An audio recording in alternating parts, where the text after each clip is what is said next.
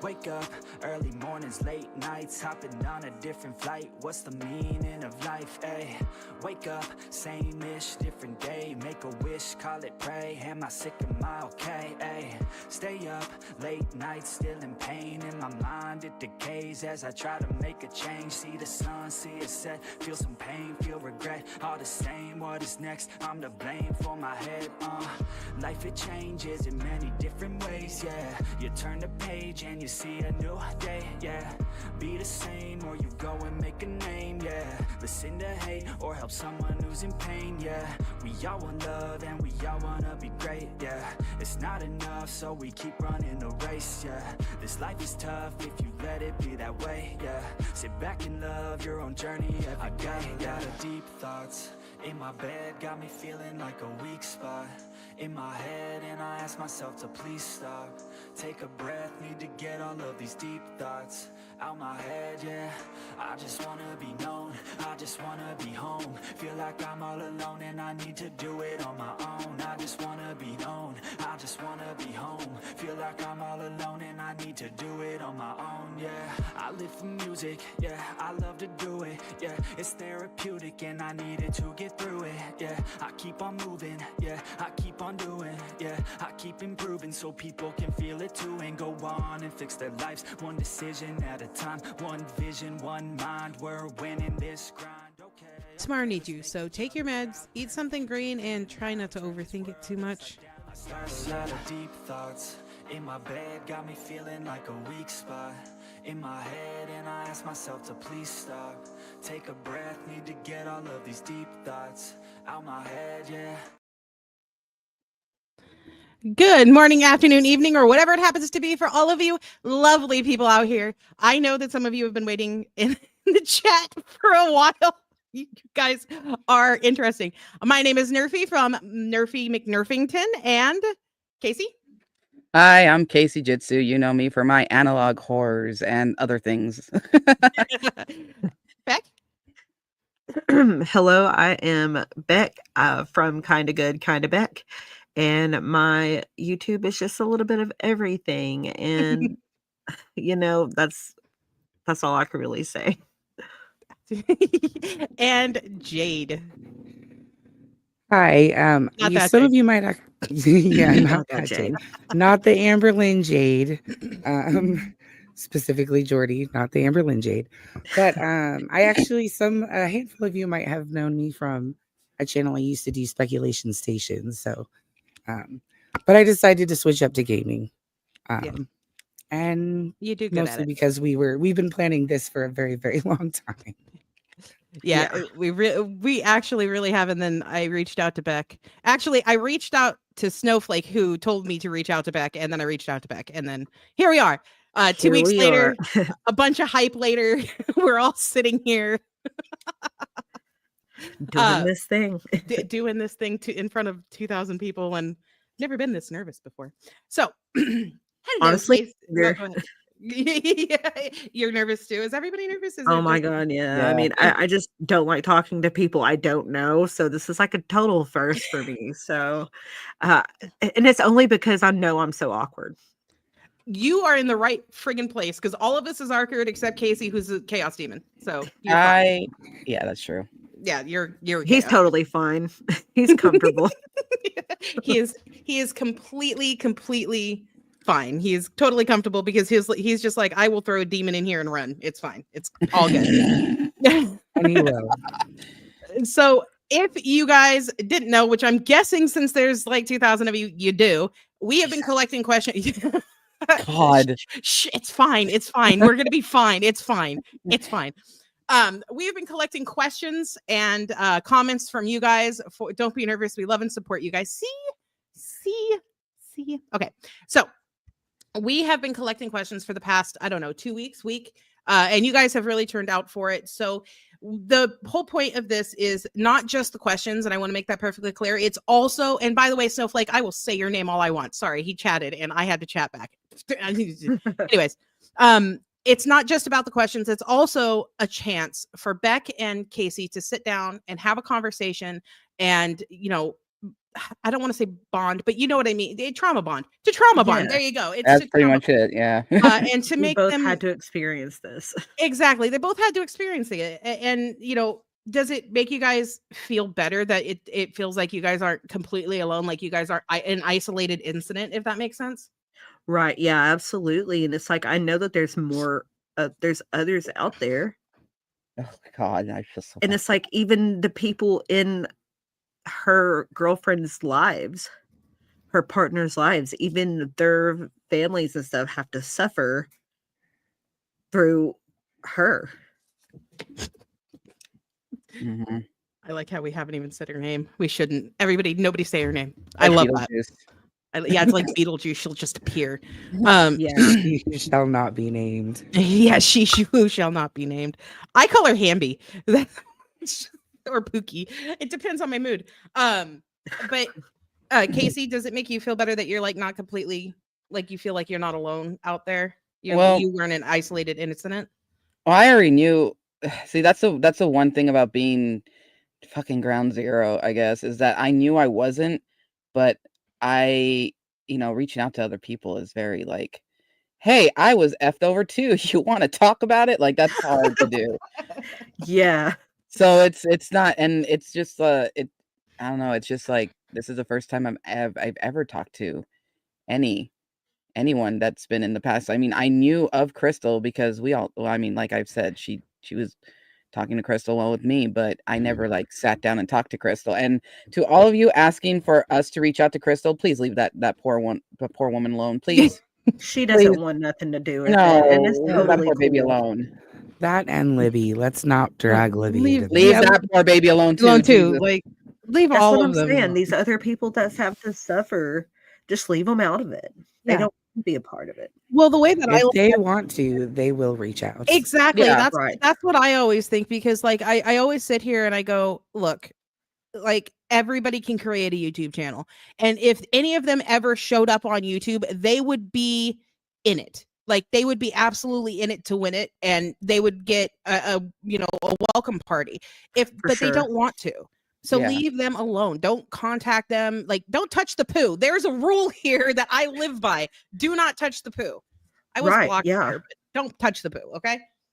And it's like, I get it because that was me at one point. I didn't want to come back. I didn't want nothing to do with it. I wanted to forget that it ever happened. Oh, I never wanted to have to think about it ever again. And then it's just like she just wouldn't stop. And I'm like, well, now I guess I'm just going to re-traumatize myself and drag you through the way you deserve.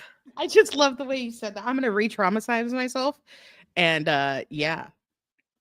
Yeah, because I mean, it was bringing up stuff I completely forgot about having to dig and remember. And I'm just like, oh my God, I can't believe that I went through this and I stayed.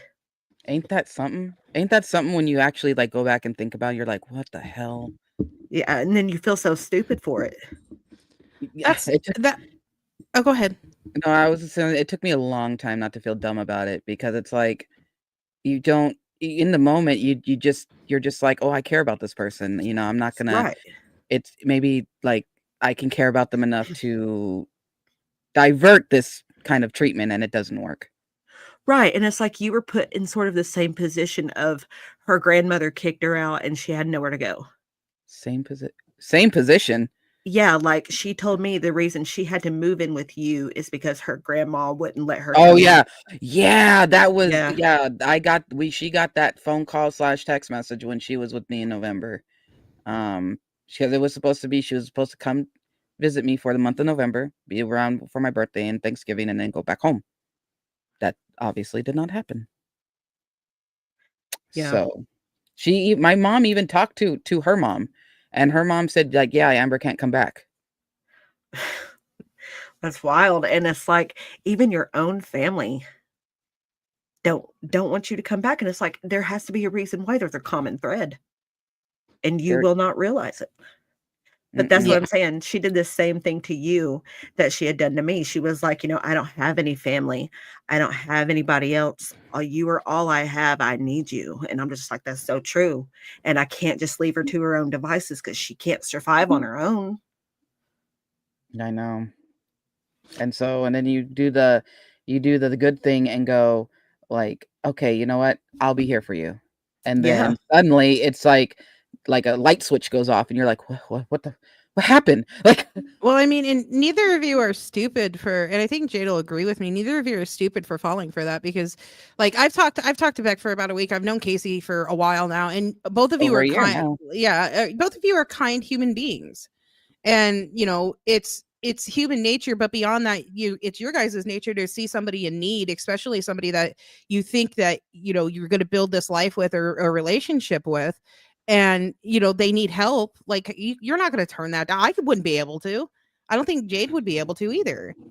And narcissists, well, not the personality disorder, I'm not diagnosing the personality traits. Narcissists like that tend to kind of feed off of that kind of energy. They'll seek out kind people who like to help others and use every single bit of them. Yes, absolutely. I agree Mhm. with that. And Yeah, that's what she has done in every single situation. exactly. And she really has. If you watch the relationships, it is trippy how she reused that over and over and over again. Um, Well, it's if you disturbing. sorry to interrupt you. I was Well, just you going to don't. say, You interrupt me all you want. You're good. This is about you. You're good. Tell me to shut thank the hell up. you. But I mean, if you look at her patterns with who she chooses for her partners, they're always really kind, quiet, timid people. Every single Mhm. one of us. But well, Destiny wasn't really all that quiet, but Destiny was very kind, like to me anyway. Yeah. Uh, Yeah, I'm just like everybody else that she had dated was just took care of her, was so good to her. And then whenever we break up with her, we're monsters, we're awful, we did this and that to her, and she's just got something bad to say about every single person she dated. And that she never did anything wrong. No, yeah, absolutely. She'd never done anything wrong. It's amazing because it translates online too, and that just trips me out. That that whole I'm completely innocent. I don't know what everybody's talking about. I'm I'm fine. Kind of thing. It translates online and it's really, really trippy, if that makes sense, how she can manage that. Um Go ahead. Sorry. I heard somebody inhale. I don't want to interrupt anybody. I was looking at questions. I have so many No, questions no, you're to good. ask you guys. I'm so sorry. So there is a lot of just positivity, a lot of people just sending you guys love, and honestly, like same. Like can't blame them for that at all. Let's do I'm gonna randomize it because I can.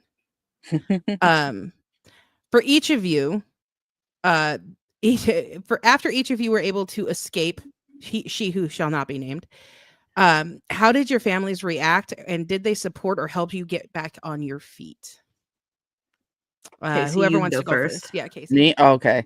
Well, I was still very young, but yeah, my mom helped me, and she felt bad because like Amber was my first like real relationship, like long, like the first long one, the first everything. So like my mom helped me as much as she could, and my poor mom, like she had to pick up a lot of the pieces that was me when Amber left, because it was just a when Amber left, it was just a okay, I'm gonna go to be with Crystal now. And within like from the time she told me like we're over, in less than 24 hours, she was on a plane going to Crystal. So I was like, even though I knew the relationship was bad at the time, I was devastated because I was a kid. I didn't know Right. and at the time, being in the Rainbow Mafia, if you will, it was hard in the early 2000s because you didn't know you couldn't as a kid I couldn't tell who would have liked me or not. So I was just like, oh my god, like I don't know how to date Right. anymore. It made you feel so alone. Yeah. So that was like, but yeah, my family, my mom was there for me. Um, I mean, for me, yeah, I had my friends there for me and my family. My sister and my ex-brother-in-law and Eric and Ricky at the time had all come to help me move. and I moved in with some other friends and stayed there for a little while, and then I ended up getting an apartment with another friend, and now I'm living with my fiance, and it's just like, I did get support from my sisters and some of my friends, and not my dad has been there for me, but I mean, not in the way that, he would help me after the breakup or anything. I don't even think he really knew anything about the breakup. He didn't know anything about what I've been through, Mm. and he doesn't know anything at all about this. Oh, So wow. I didn't have the support of a parent or anything like that. I just had my sister. Jesus. At least you guys had somebody, Like Right. I know that sounds insane, but I'm glad because I've always wondered when, like, Beck, for instance, when you went off screen kind of thing, I think a lot of people wondered, like, to um what happened after that. Like, are they okay? Who helped them? Like, that kind of thing. So it's always really good to hear that you weren't completely alone. I know you went through a lot of pain and stuff, from what you've said, but it's always nice to know that you weren't alone, you know? Yeah, for sure. Like it was scary and terrifying, like, to leave and not have really anything, but it was also very freeing, and I didn't feel like I was held under a thumb anymore. Oh, yeah. Yeah. That must have felt great. It was really great. It was Well, scary, but it was great. both of you lost considerable amount of weight in a short amount of time, and I'm very proud of both of you. Anyways, sorry, I had to say that. That joke I had to say at least once this stream. Of course, Nerfy. So I actually also have a question here that somebody asked that I'd like to also elaborate on. The question is, what is the most manipulative thing Amber has done to you, either one of you? And there's actually one part back that actually we all saw it went live when Amberlynn was sitting in the car and she's like, mental things are scary or whatever. Like that, the part where you got in the car and she was like talking to you, like it was like live manipulation that she like recorded and uploaded to the internet. And so, Yeah. on top of the most manipulative thing Amber's done to you, I was wondering if you could maybe like talk about what led up to that particular situation. Oh my god, I really can't remember what was going on before that whole thing in the car, but I know that we were at Walmart and she had me in the store. And then whenever I came out, I was so done. I just wanted to get home. I got in the car, the camera was in my face, and I was just shut down at that point, and I knew that she had been crying and was upset. God, I wish I could remember exactly what it was over. But definitely, like, it was full on manipulation. Was that like a pattern for her? Like if you guys got into a fight or an argument, it would end with like her crying and apologizing, but Yeah. Yeah. Always, like, were her apologies often very much like we both did this thing, or is there ever a time that you can remember where she was like, I was at fault, I shouldn't have done that? Oh, that's a good question. no, Mhm. usually it was me having to say I was sorry first.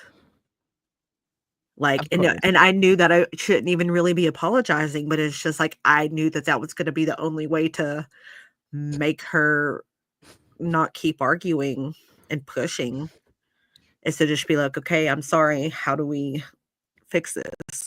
And then she'd be like, "Yeah, I'm sorry that I made you feel bad," but she actually never really was sorry because it would just happen again. Yeah. Yeah, sorry without change is manipulation. Yeah. Mhm. Yeah. Um, Casey was a part of that Right. question too, right, Jade? Yeah. What about you, Casey? Um, the most manipulative thing, and it happened like continuously. I have a friend. I'm not shy about saying I have a friend that I had since I was 14, and this friend, like I call her my cousin because she pretty much like took me on, like I was a freshman and she was a senior, and she pretty much took me under her wing and That's taught so me gross. about what Nothing. Go ahead.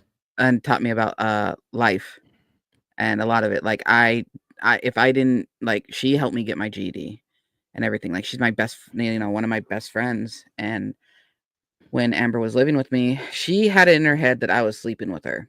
No, like God, no, never have, never will, never even saw her that way. And so every time I would go to hang out with her, I would, say, hey, can I go hang out with my friend? And she's like, first she would be like weird about it. And then afterwards she was like, yeah, go ahead. And I was like, okay, you're not gonna get weird like you did last time, right? Like you're not gonna be like messaging me and everything like that, being all mad and weird. And she's like, no, I won't. Okay. So I go hang out. And this happened multiple times. I go to hang out with my friend. And then like less than probably like 45 minutes, at least 30 minutes, I get text messages. You need to come home right now or else I'm going to get on a bus and leave you. And I know you're sleeping with her and yada, yada, yada. And it was just like constant. So to the point where me and my friend just couldn't hang out anymore. Because one, yeah, I understand. My friend was sick of that because I would be, in a good mood hanging out. We would be, well, now the restaurant closed down, Chewy's, but we'd be like having nachos and just talking and everything like that. And I was still, a teenager at the time doing all that, just wanting to hang out with friends. And I Right. couldn't because she would be messaging me, I'm going to leave you if you don't come home right now. You have 3 minutes to get home. You have 5 minutes to get home or else I'm going to get on a bus. You'll never see me again, blah, blah, blah, blah, blah. And of course I felt bad and like I was doing something wrong. And then one day I come home and I'm like, why do you do that? Like, why do you always do that? She's like, because I don't like her. And it just blew my mind. Like when she literally said that, I was like, what? It's like, I don't like her. That's why. And what a trip when she came back and was like, oh, but she was in my life. And Yes, she tried to add her right before accusing me of what she did. You Sorry. cracked out. She Getting passionate. it's understandable. I'm just Yeah. saying. Oh no, She it's tried to- completely understandable, but you crack out and nobody can understand you. She tried to add that friend on Facebook and my friend was just like, hey, why is she trying to add me? And I even messaged her like, why are you trying to add her? This was right before the video. And she's like, well, because she was an important part of my life. I was like, you hated her. I literally told her that you hated her. You guys were oil and water. You despised her. And she don't like you either. And she told me in a message that that I'm making it up. That's not what happened. Yeah, that's what she does. And I'm like, in my head, I'm like, oh no, like you are being delusional because I remember all those fights, even my friend remembers that. So it's like, no. Right. Like, I mean, I don't like to keep bringing up the boys, but like her and Ricky were like oil and water and they did not get along at all. At all. So like whenever they stayed friends after, I was just like, why though? And then they told me, well, because she's actually changing. And I'm like, no, she's not. And then they finally saw for themselves, which I don't know that I heard, rumors that they became friends with her again. I'm not sure exactly what happened with all that. But anyway, like she just like she absolutely would hate these people. And then like whenever she and her ex splits up, she still tries to stay in these other people's lives that she supposedly hated. Do you ever feel like she tried to stay friends with your guys' friends to keep tabs on you? Like honestly? Yeah. I don't know. Because I like do. hanging out with them, they could go, hey, how's Beck doing? Are they doing good? Just in casual conversation. Because that's the feeling that I always got anytime like she'd mention like Eric and Ricky. Like Casey, you were more off camera than anybody. But yeah. With Eric and Ricky, anytime she'd mention like talking to Eric and Ricky, I'm like, yeah, you're checking in on Beck. Got it. Understood. Like moving on, you fucking weirdo. Like, you know what I mean? You know what I mean? Like it's like that's weird. Just so you know, weird. You're a weird human. Yeah. Well, it's stalkerish behavior. And I've always said if Amberlyn was a different body size, she very well could be dangerous. Physically dangerous, yeah.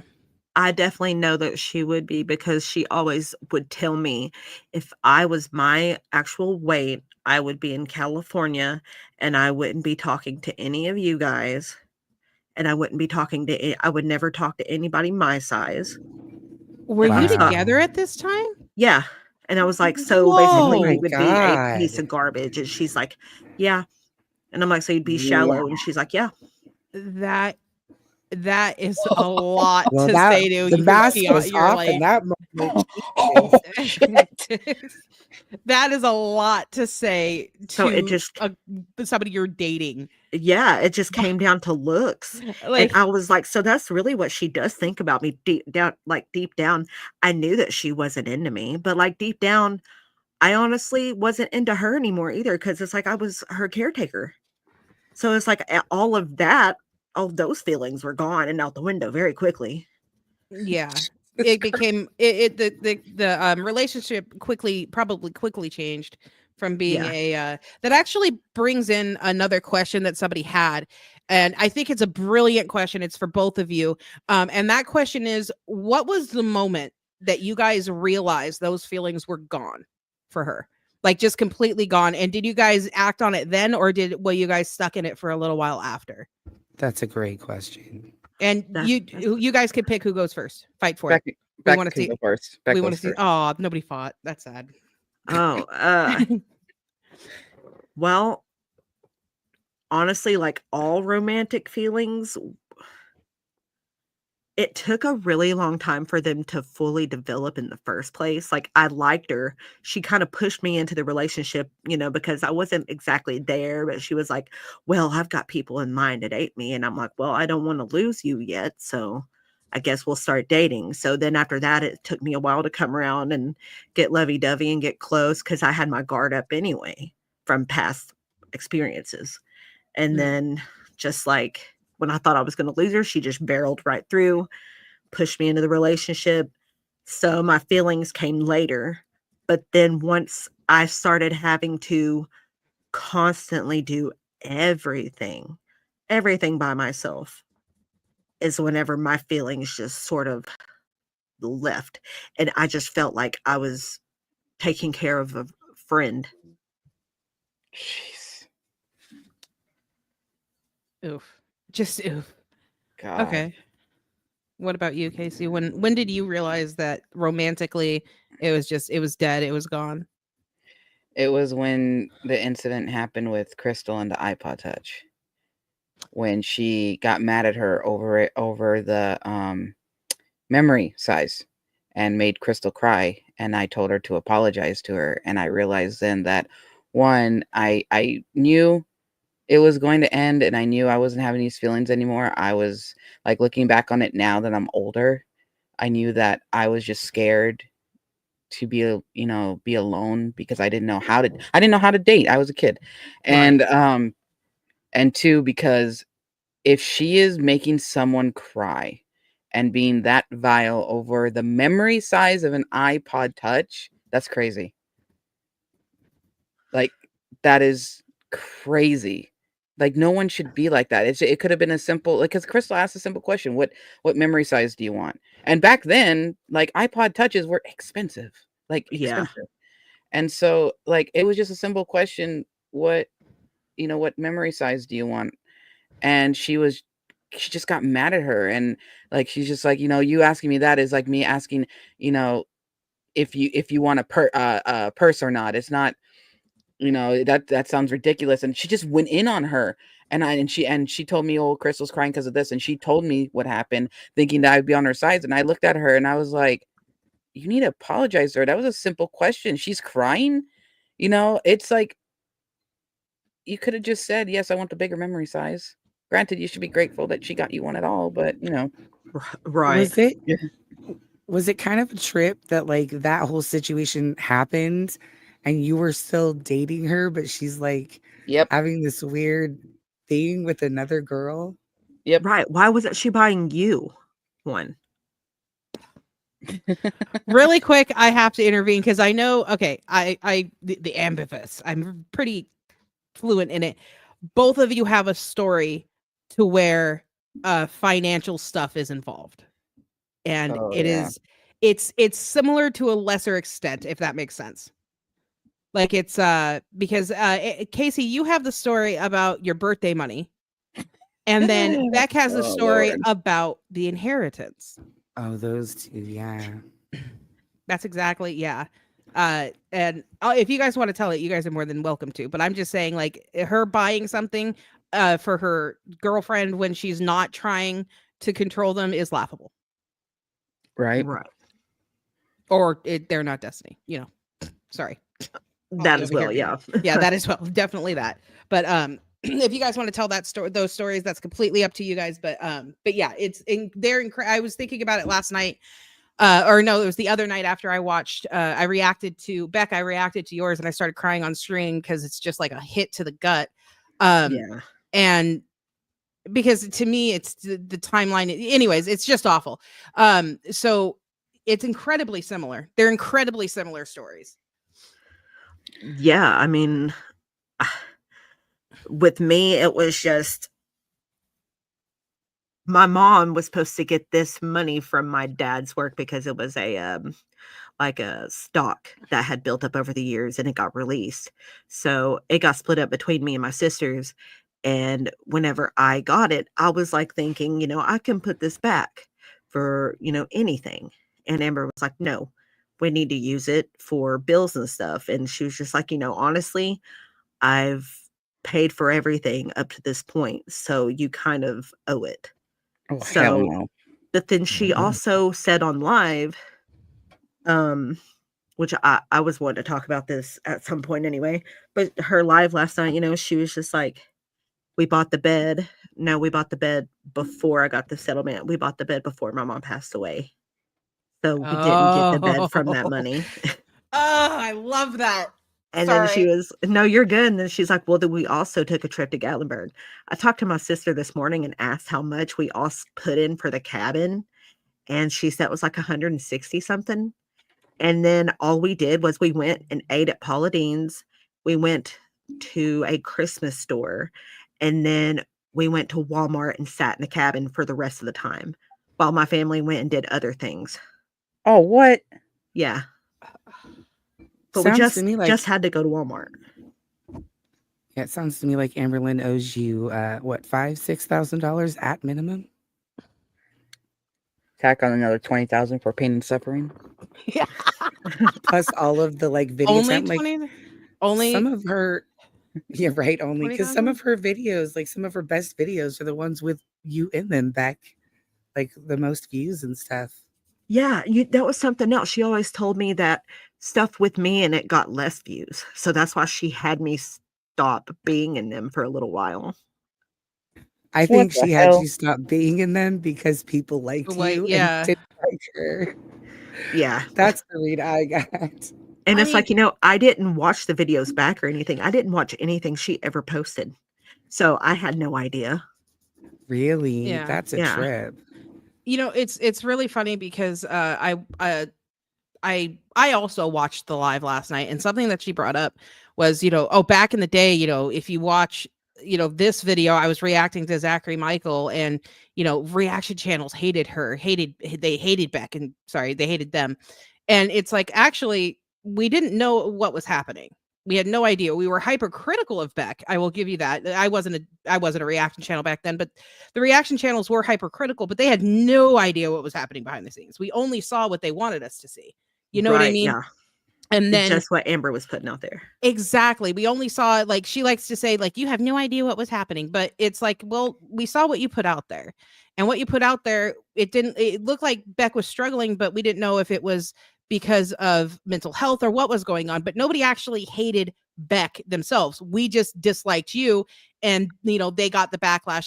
They were in the vicinity. And then when we found out what happened, yes, we switched sides, because that's what you do when, like, you find out what was actually happening.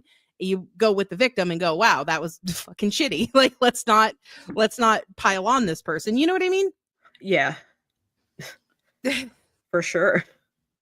Yeah, the entire live stream was inherited, like it was just manipulative. Casey, you had the birthday money story that is incredibly similar to the inheritance story. So yeah, when I was younger, when my nana was still around, she would give me birthday money, right? And one year, this is when Birth by Sleep and Crisis Core came out. And no, not Birth by Sleep. It was Crisis Core and Kingdom Hearts game 365 Days Over 2. Weird title. And I wanted to get both of them. I had money to get both of them. I was so excited because I'm just like, yes, these two new games. I'm a big gamer nerd, anime nerd, whatnot. And we go to Best Buy and I grab the two games and I'm like, yes, I'm happy. I'm excited because this is just gonna be awesome. And I just turned 17, by the way. This was my 17th birthday.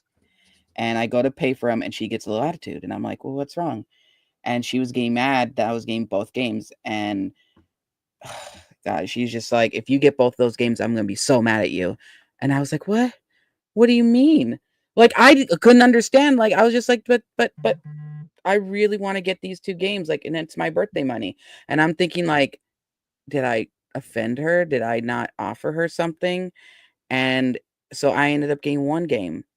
And I was so sad. But I ended up getting one game. And I was like, what do you, like, why are you mad at me over it? I don't understand. And I didn't understand.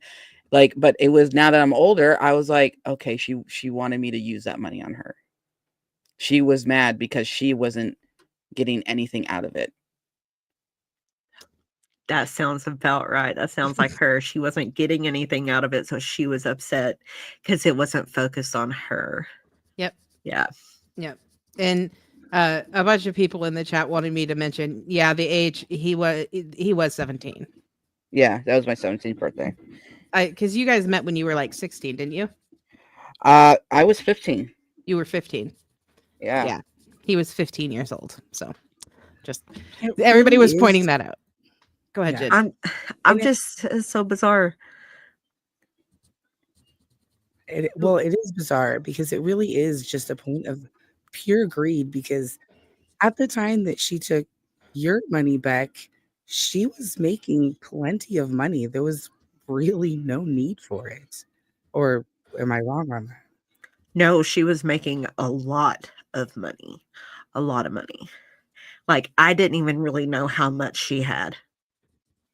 All I know is that at one point in 1 month, she had made like 20,000. God. That Jesus. is insane.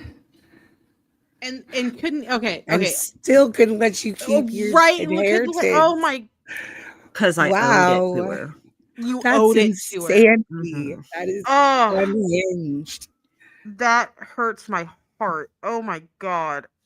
I I'm sorry. didn't realize. Like, I knew she was making pretty good money, but that much? God dang. I mean, she's not now. No. she's not making anything now. I like Yeah, no, there was at one point she was making a lot of money, and I had no idea how either. She didn't tell you, huh? No.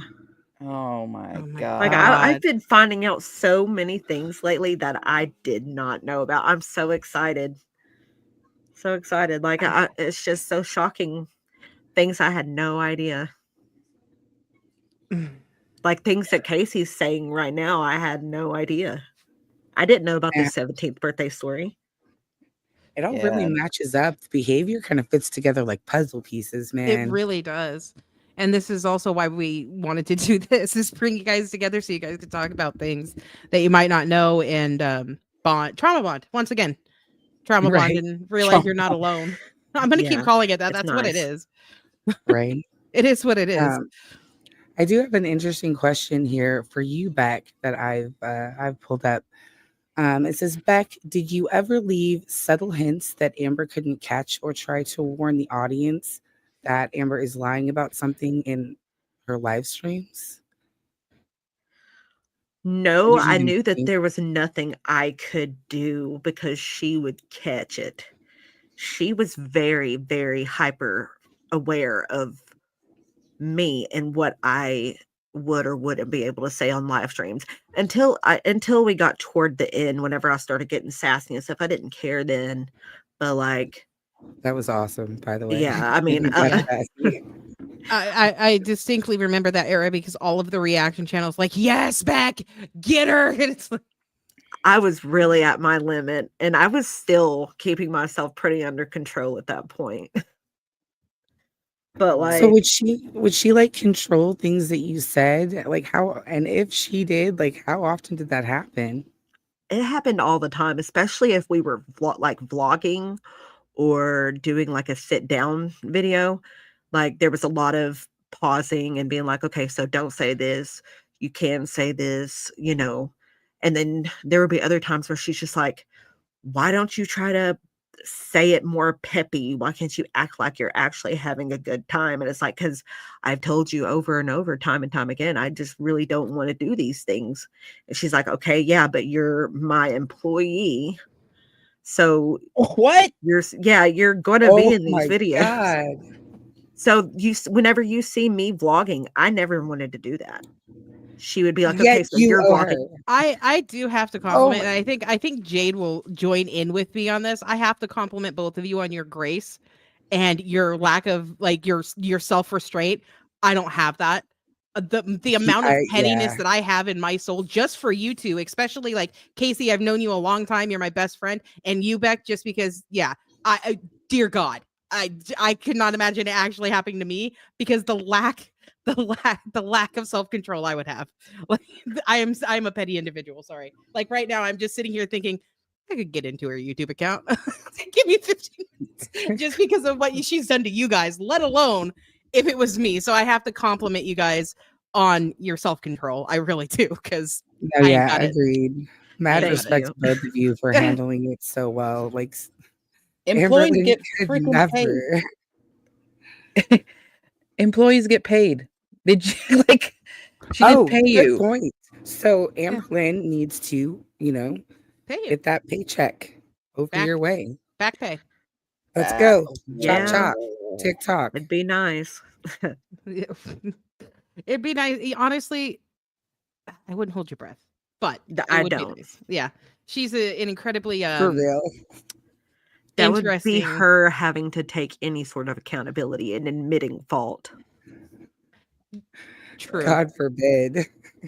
Well, and that actually brings us to something that she said in her live stream that you guys had a brief conversation about behind the scenes, just to make sure that it was okay to talk about, in front of, oh my God, 4,000 people. And that is the Casey allegations. She did talk to you, Beck, and she talked to you about it. And in her live yesterday, she had commented, she had started crying and saying, I can't believe Beck would do this. They know what he did and things like that. So yeah, I would love to hear that story and have you and Casey talk about that a bit and clear that air just a little bit, because it stinks. Okay, yeah. I mean, whenever all of this first came out, me knowing her was very new. It was literally within like the first month or so of talking to her that the whole Casey thing had happened. Actually, I think her telling her story online came out before I even sent her a message. I had no idea about this. And whenever she actually came forward and told me about what was happening, she told me that he, rape, Great. grade and pedal eavesdrop. Drop. Yeah. And she was like, well, I used the wrong word. And she's like, I actually meant MOLESTED. Mm-hmm. And I was Jesus. just like, okay. And she said, well, he would hit me if I didn't. If I didn't do what he wanted me to do. Oh my God. That's And it's like she also during that entire time just kept dead naming and refusing to use your pronouns. Like she was just like, even after she already knew, she was like, well, that's because it doesn't matter to me and I didn't know him that way. Yes, And I'm she like, that did. doesn't matter. She Yeah. did. She knew you were trans. Like when Okay. Let me tell you real quick before you finish that. T. When right.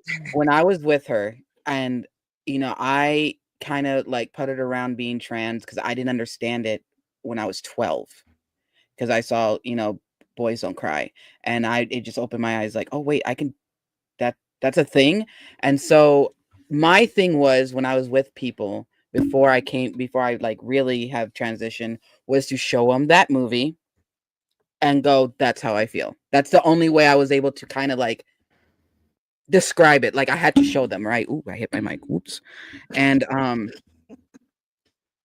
when I told her about it, she didn't like it. And I was like, okay, well, and because I didn't really understand it either. So I was like, okay, well, maybe I don't know. Like, so I was like, okay, she knew because I said something. I didn't know the word trans, but I was like, this is how I feel. And then one day, because I wanted kids for a very long time. And I told her, I don't want to be called mom or anything like that. If I have kids, I want to be called papa. And she looked at me and said, you will never be a father. Oh, God, Because that story hits every and time. I was like, what? Like, and I was so upset because it's like, that's how I would want to be referred. I could like, papa or whatever, but like, it's like, what the hell? But I did mention it. I didn't say I was trans. I showed the video. I didn't know what trans was back then. I was 15, 15, 16 years old when I showed her that. So it was like, she had an inkling. She knew that's how I was feeling inside. Yeah. That is so heartbreaking. I can't believe I mean, actually, I can believe, honestly. Like, Sorry, just the way you shifted so fast. I can't. Okay, yeah, I can. I could totally believe that. That's actually Right. right up her alley. yeah. You can't believe like any normal person would have like that mind-blowing of a like thought process, but when you like narrow it down to just Amberlynn, yeah, definitely believable. Yeah. So it sounded to me that she almost kind of made you feel like she was trying to make you feel bad about it. Yeah, Like, but at I that don't like time, that, you yeah, know? I had others who were like, I want to be with a girl, not a guy, and so I'll leave you if you are, which now that I'm older, it's like, that's fine, that's her preference. So I don't blame them for that at all. Like, But you don't have to be that way. yeah, you don't have to state it that way, but like Yeah. as I'm now older, I'm like, okay, if I was like saying I was lesbian and then suddenly I'm like, hey, this is how I feel inside, this is what I want to be. It's like, oh, I don't want to be with the guy. Okay, that's fine. We break up amicably. That's a Right. word that I can't say. And but like her, I don't like, and I don't like in the, like I said in the early 2000s, that was like a very I didn't even know what the word was. I just knew, and like I felt the way that character felt. But she knew, like that the whole story of that is she had an inkling already. I already had mentioned it long ago. Yeah, and if I'm not wrong, I think there is another clip of her, maybe when she was with Destiny, when she worked at a nursing home, of her talking about dating you and talking about how Yeah. you were, becoming more yourself, and she was making fun of it. And I was just like, this is disgusting. I saw that clip.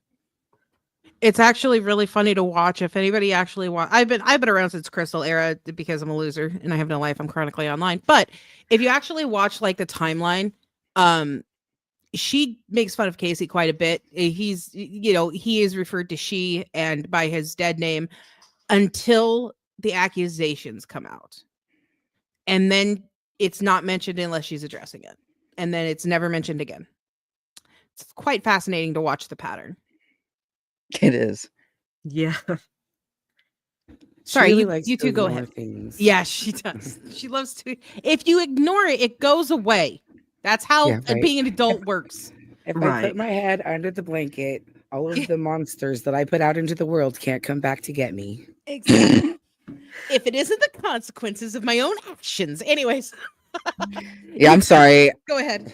I interrupted you. Go ahead, Beck. I'm sorry. I interrupted that whole everything you were saying. Oh, shoot. I don't even remember what we were saying. What were we saying? You guys were talking about the Rain and Petals eavesdrop story, what you heard and how it all went down. Yeah. Oh, yeah. But it's like, of course, in that moment, I would believe her because I didn't know Casey. I barely knew her. But then over the years, and then especially after we broke up, well, left her, I realized what an awful, terrible person she was, and the things that she is capable of doing, and the things that she, has done to the people, not only just me, but the people I know. And I'm like, she definitely did that to him. At what point, sorry to just jump in with a rando question, but once you and her, like once you left her, at what point did the fog start to lift and you really started seeing things like very clearly? After I left, like, we kept in contact for, like, if I needed to come get mail or get a package, something like that. And she was also friends with Eric and Ricky, so I would see her in passing there. But I also started, like, coming across tea channels and videos of, like, Amber being mean to Beck for 20 minutes straight. And I would watch these things, and I would watch these react channels that I was not allowed to watch while I was with her. And these things started opening my I'm, eyes, and I was just like, "Oh my god, how I was right here." And I'm I realized I was disassociating through 90% of it. I'm so That's sorry to why interrupt you, but No, did you're you good. just say you weren't allowed to watch the reaction channels? Right? Yeah, That no. was my I'm sorry, one that moment. caught my attention and it grabbed me. You weren't allowed to watch them? No. Oh hell Oh no. my god. Oh. So she made sure that you did not watch like Zachary Michael or any of them.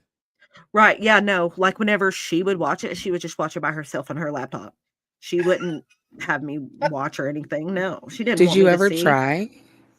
Um, I knew if I would try, she would know because she kept tabs on my phone all the Oh time. my What? God, the control. Oh What? my Yeah, God.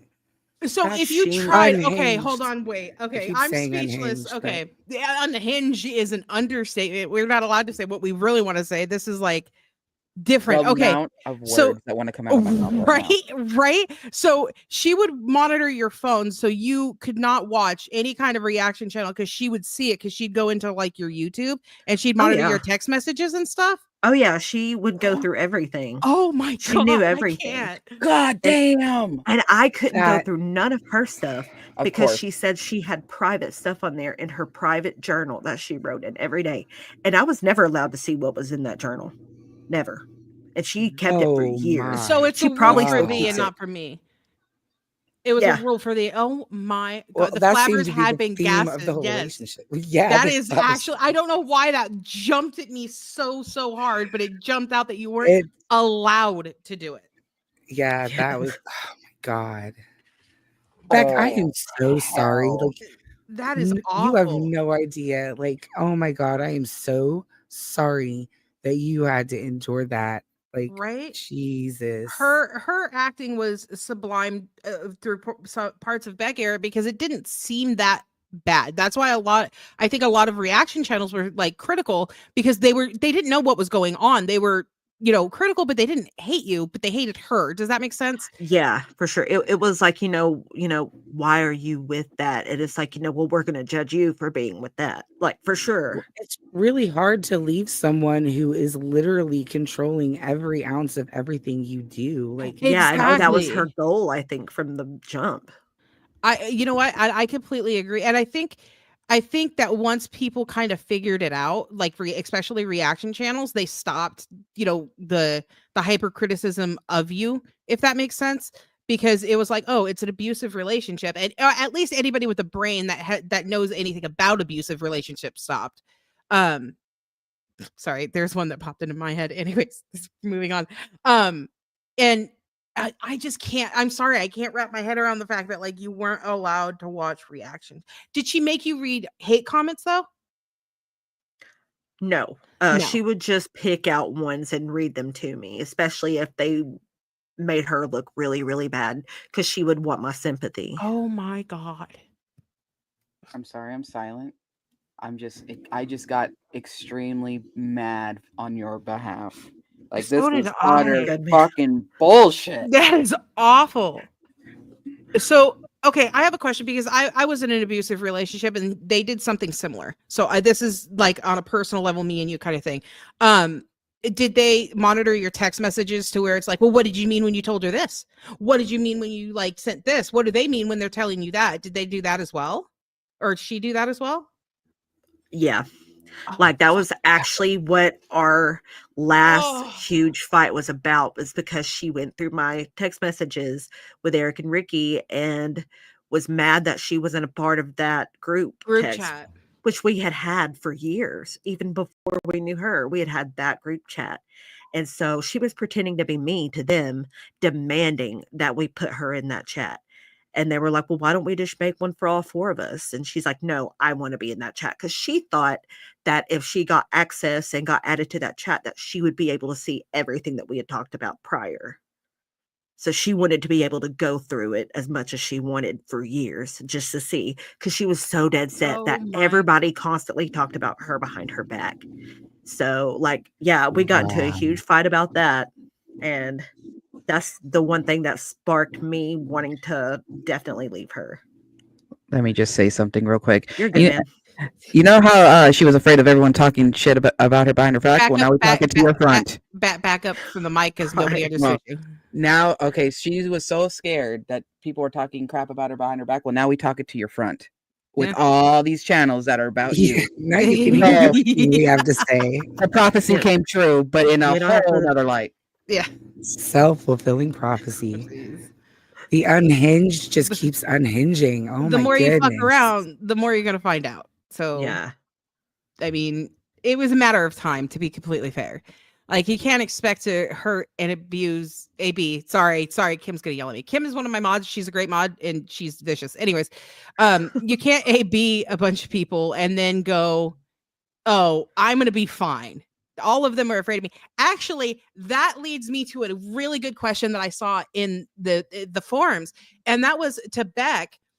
During Destiny's, like when she came out with the tea the first time, they were on a live and she called Amber, and Destiny had mentioned, like, Beck told me to call her. That's not the question. The question is that Amber said, I know damn well she wasn't going to talk about me, and because everybody knows what, like, nobody knows what Beck has put me through.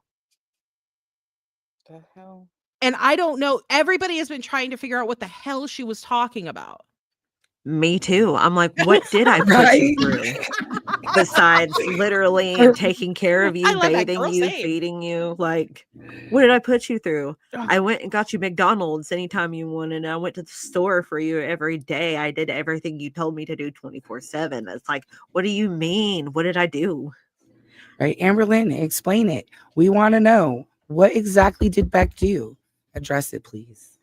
And here's the real quick, I'll speak directly to Amber too on behalf of Casey and Beck. It is not their job to disprove, like, their job to disprove what they're like saying. It's your job to prove what you're saying is true. Does that make sense? She's not saying anything. Amberlynn's not saying. She's No, she said in her live last night. statements. In her live last night, she's like, I should go and just start talking about all the lies. That's completely fine. It is not their job to disprove your lies. It is your fucking job to prove that you're telling the truth. Period. Right. You cannot expect either of these victims to come out and fucking try and disprove what you're saying. That is not how this works. I'm sorry, I get aggressive about this because it pisses me off. It's like, well, I would talk to her directly. Why the fuck would anybody? There is nobody in girl world that's like, you know what, Amber, you're fucking right. You're absolutely correct. We should get you in contact with your victims. Fuck you, okay? Yeah, no Piece of way. shit. There's no way. I'm so sorry. I didn't mean to pop off. I'm gonna go back to being professional. Survivors, not victims. Absolutely, Ellie. I'm gonna be professional. I'm so I will sorry. say this to, like, kind of touch on Beck's thing with Amber controlling the phone. She did that once, actually twice with me. I had like a little group thing on this site that went away. It was like this little anime site, and she wanted to be a part of the group. And when people wouldn't agree with her, she would be like, "Oh, I don't like them. You know, they need to be out of this group thing." That thing didn't last. It ended up tanking because it was the early 2000s. But the one thing that I remember is that one day I was getting ready to go to school, and I went to school, and my friend came up to me pissed, extremely mad, and I was like, "What's wrong?" And she's like, "Did you give Amber my number?" And I was like, "No, I did. Never would I ever do that to you." Like, no, because I knew how they were. This was another friend, and I knew how they were. And when I got home from school that day, I asked Amber, "What, like, did you get in my phone and get their number to text them?" And she admitted she did. She went in my phone, got their number, and texted them bad stuff just to drive them away from me. That is narcissist. Oh, sorry, the words. That is narcissism 101. Those I are need to words. remember I'm me. very proud of you. Yeah. So Amazing words. that is literally like the end game for any narcissist coming out of a relationship, is to go and spread the hate and try to turn people against the the victim. It's like textbook. It's crazy. Yeah, I mean, I honestly just think that she wants to isolate her partners to herself. She doesn't want Oh her yeah. partners to have anybody on the outside. Absolutely. And the really like the part that makes me quite sad is that you were the one that she did the best at. And it always makes me sad because, and I think it makes all of girl world sad, because once you started coming out after the breakup, we all started realizing what was happening, and watching it, it feels like I don't know. We're just watchers. It's a parasocial relationship. You don't really know that that we exist until we exist. But at the same time, for the people that have been through it and stuff like that, it's like it made us feel like, oh, we should have done something. We should have, like, I don't know what we could have done, but we should have done something. You know what I mean? And that Yeah. makes me very, very sad. And I want to say that I am incredibly proud of both of you. Like, Thank you. both of you Wow. come a very long way from being under. Never mind. I'm not going to finish that. I'm really angry right now, so I'm trying really hard to be professional and not just Deep a breath. bitch. Deep breath, Nerfy. It'll be okay. It's totally fine. Hey, look, there's questions over here. I actually found a question that I think is interesting. Casey, somebody asked, Amber's personality shifts from person to person, which is like an observation a lot of girl world makes. Different people that she's around, she absorbs who they are. What was she like when you two first started talking? And did you find her to be manipulative even like back in the beginning? That's a good question. So when we first started talking, again, I was 15, and all my friends were in relationships. So I was like, oh, what am I doing wrong? As a teenager, that social pressure. Mhm. And in the beginning, it was fine. It was like normal conversation. Again, we weren't in person. I met her on Moco Space. If anyone remembers Moco Space, that's where I met her on. And The it was internet, her the prowling grounds. the Sorry. internet, yeah. And it was fine at first. Like, it was perfectly fine. I didn't sense anything manipulative in the time. I grew up and looked back and realized, wow, that was all of it. Like, in the beginning, like, it took her no time at all, like, towards the beginning, to start getting manipulative. As an adult, I see every time she tried to, like, because I wanted to talk to her on the phone because I never really got to, and I was like excited every single time, and she would hold those, like, as to get me to either like be home and like not do anything. That way I was like waiting like a puppy dog for these phone calls. And she would always say, like, well, I'm sleeping in, I'm sleeping in the not living room. Like, she said the kitchen at one point at her foster parents' house before they built her own room. And she's like, I can't because they'll get mad. It's late. And as an adult, I'm like, as a kid, I was like, oh, okay, parents, whatever. I didn't think too much of it. That's the thing. As a child, I didn't think far beyond, she's telling me this, why wouldn't I believe her? And as it went on, it was just like more of, what are you saying on your MySpace? Why are you saying that on your MySpace? I want you to say that you're with someone. What are you doing? Why can't you text me at school? My phone had a bad battery, so it would just die at school. And anyway, I was at school, like, Right. and so it was like, why aren't you messaging me here? Why aren't you messaging me there? And there was then I started to, when I, as I was with her, I developed anxiety really, really badly. And it was just, and then she admitted to, I don't think I ever said this. She admitted to me with text messaging and everything like that, that she cheated on me with a girl in the hot tub. Like, she was in the hot tub and she made out with, her school buddy, like not once, a few times. And she told me over text message. Yet, if I showed any kind of getting close with anyone at school, she would get on my ass. For sure. Like, she would, I get it. She would be so flirty with everybody. But like the second she thought that you were being flirty or anything, like, and I wasn't ever a flirty person, but it's like if she would be like if I had a female friend, do you have a crush on her or something? And I'm like, no, I'm not like you. Wow. Ooh, that's a burn. That's a good burn. No, I'm not like you. God Jesus. damn. That's crazy. She's This just is- been this way her whole life, man. Like, I think there's she's just no stuck breaking in it. being a teenager. She's never, ever going to grow out of it.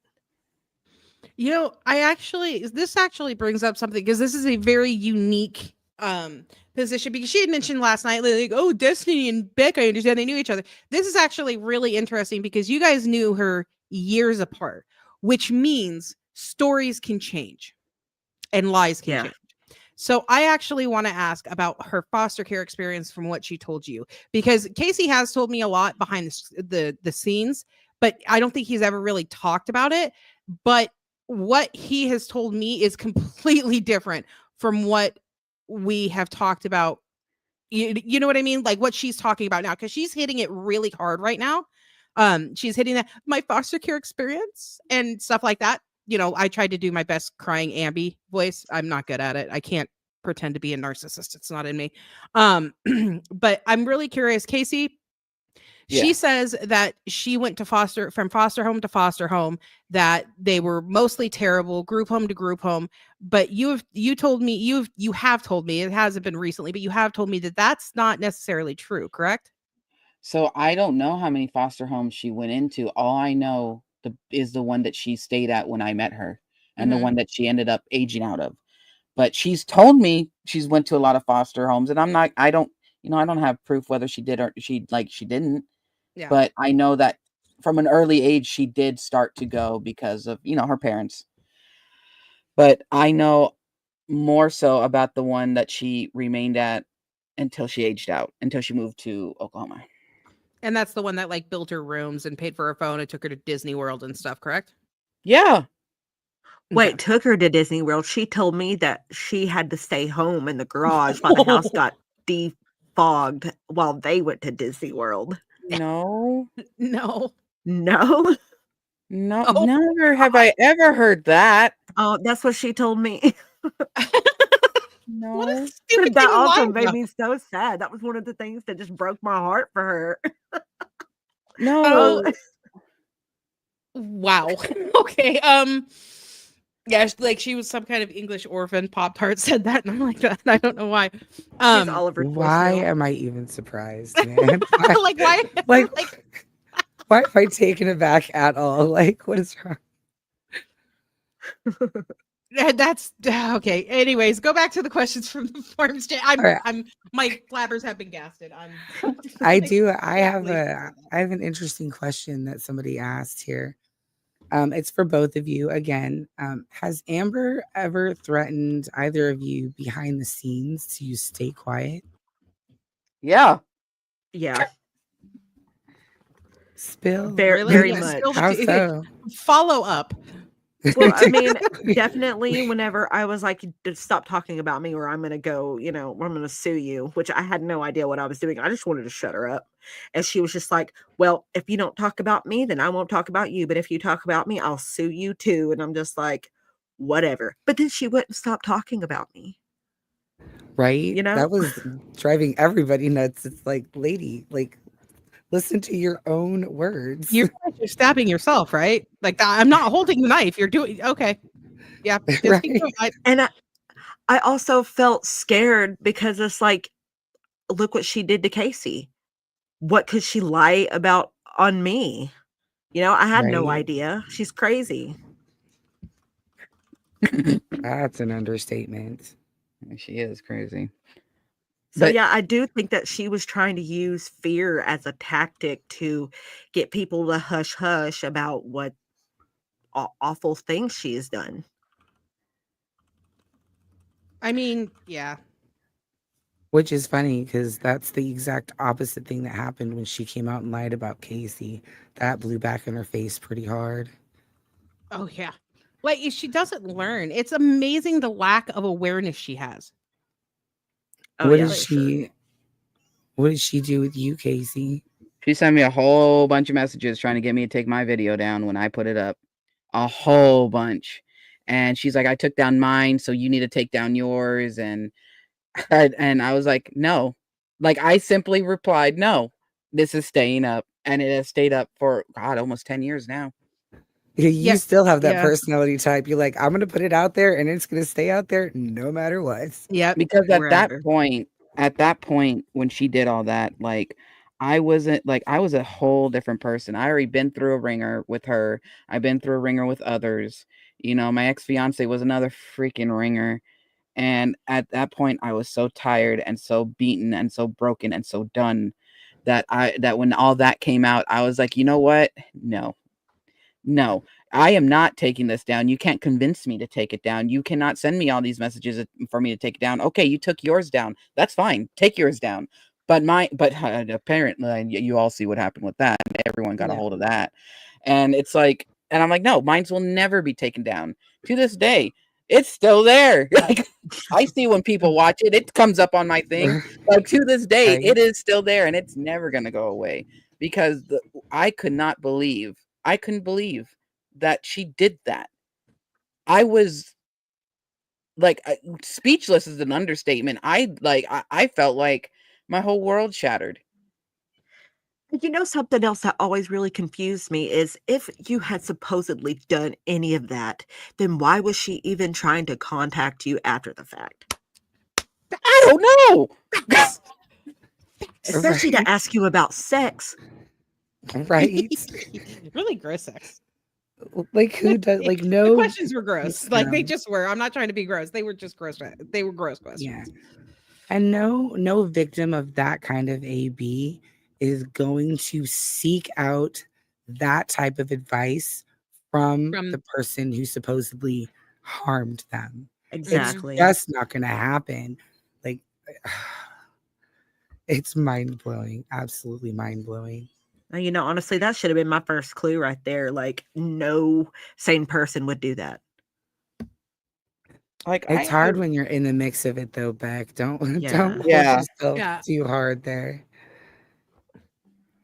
that is definitely like not your fault because it's really easy to stand outside of the house and go, hey, that's on fire, but it's very hard to be in the house with it on fire on the upper floor and you don't know, you know. Right. Yeah. It's a little hard. Until the Eventually fire reaches you'll the find out. second Yeah, floor. exactly. Yeah. Until the fire reaches the second floor and you'll find out quickly. Does that make sense? And they're like, okay, I gotta go. Yeah. There's a fire. And then there was a question here that I wanted to ask. Hold on. If I can find it. You guys, by the way, audience, there's over 300 questions here. There is no way that we're gonna be able to get to all of them. There's a lot. We'll save them. We'll come back. So I'm not kidding. And they keep coming. So my question that I had come across that I really, really liked is so was there ever a moment in time where it actually did apologize for something that hurt you and it actually felt genuine and not manipulative? No. There's my answer.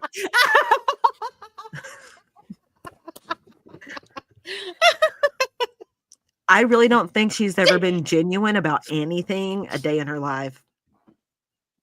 I don't think she has. Even to herself. I just really don't. I don't think she knows what it means.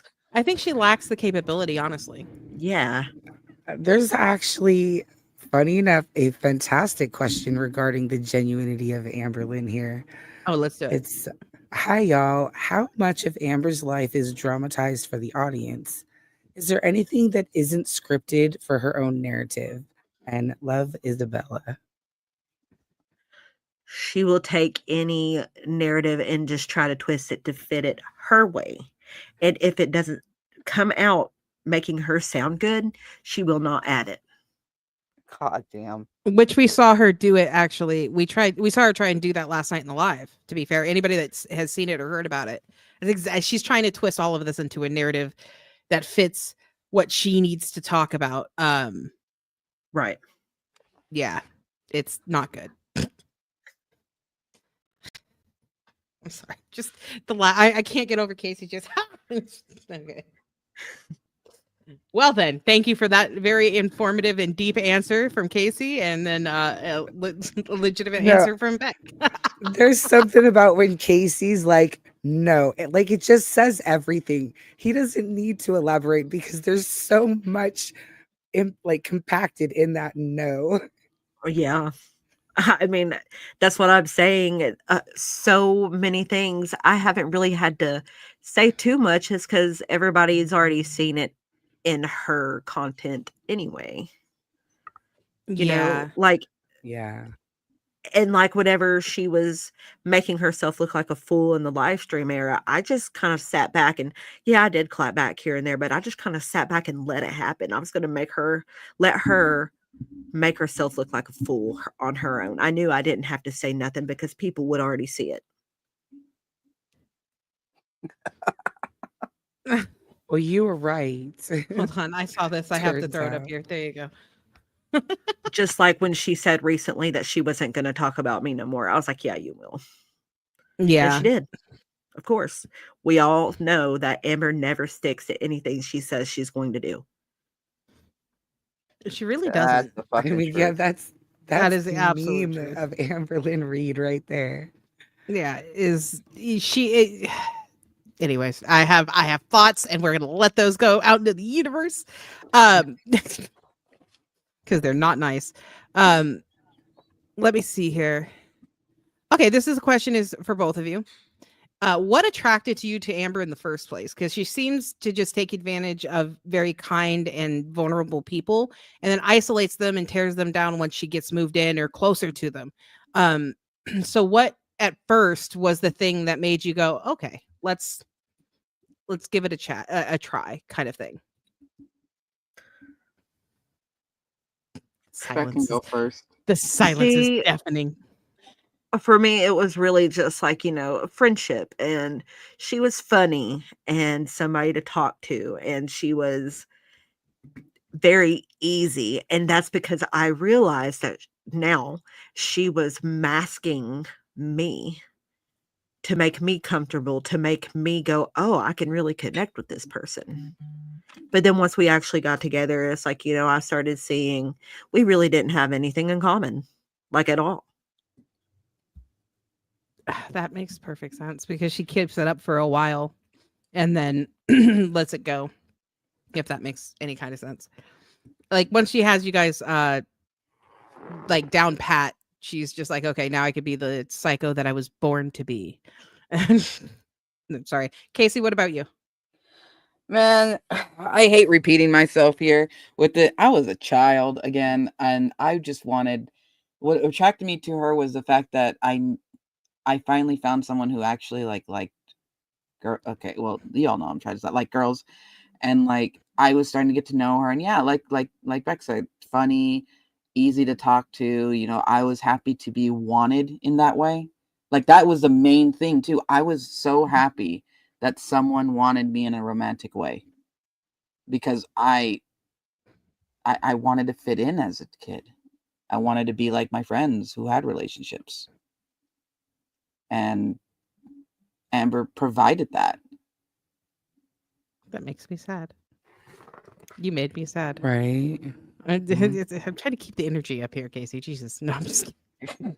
I also, I mean, not in the same way, but I sort of get what you mean. Like I was lonely And I didn't have a lot of friends. Literally, the only friends I had was Eric and Ricky. I didn't go out to the bars. I didn't have dating sites and stuff like that, you know. So it's like I met her by chance, and I started making this friendship and getting this connection with her. And it's like, well, you have to date me, or I'm getting out the door. God. So, you know, I feel you. Like, That's so creepy. you just wanted someone because you felt lonely and you wanted to fit in, and I get that. My heart hurts. From Erin Elizabeth, by the way, this isn't a question. She just says that she's sending love to you both and she's proud of both of you. Just so you know. Thank you. And so are we. You guys have come a very long way. Both of you have. Even in the last Thank year of you. knowing Casing and then watching you, Beck, just a long fucking way. And I think Jade can agree. I do agree. And you've been really coming out of your shell ever since you found your fiance. And I'm just absolutely loving seeing just happy Beck. And it's great to see, genuinely. Thank you so much. I Yeah, mean, no, Happy you're Beck fine. is new to girl world, but we like it. It's new to me too, honestly.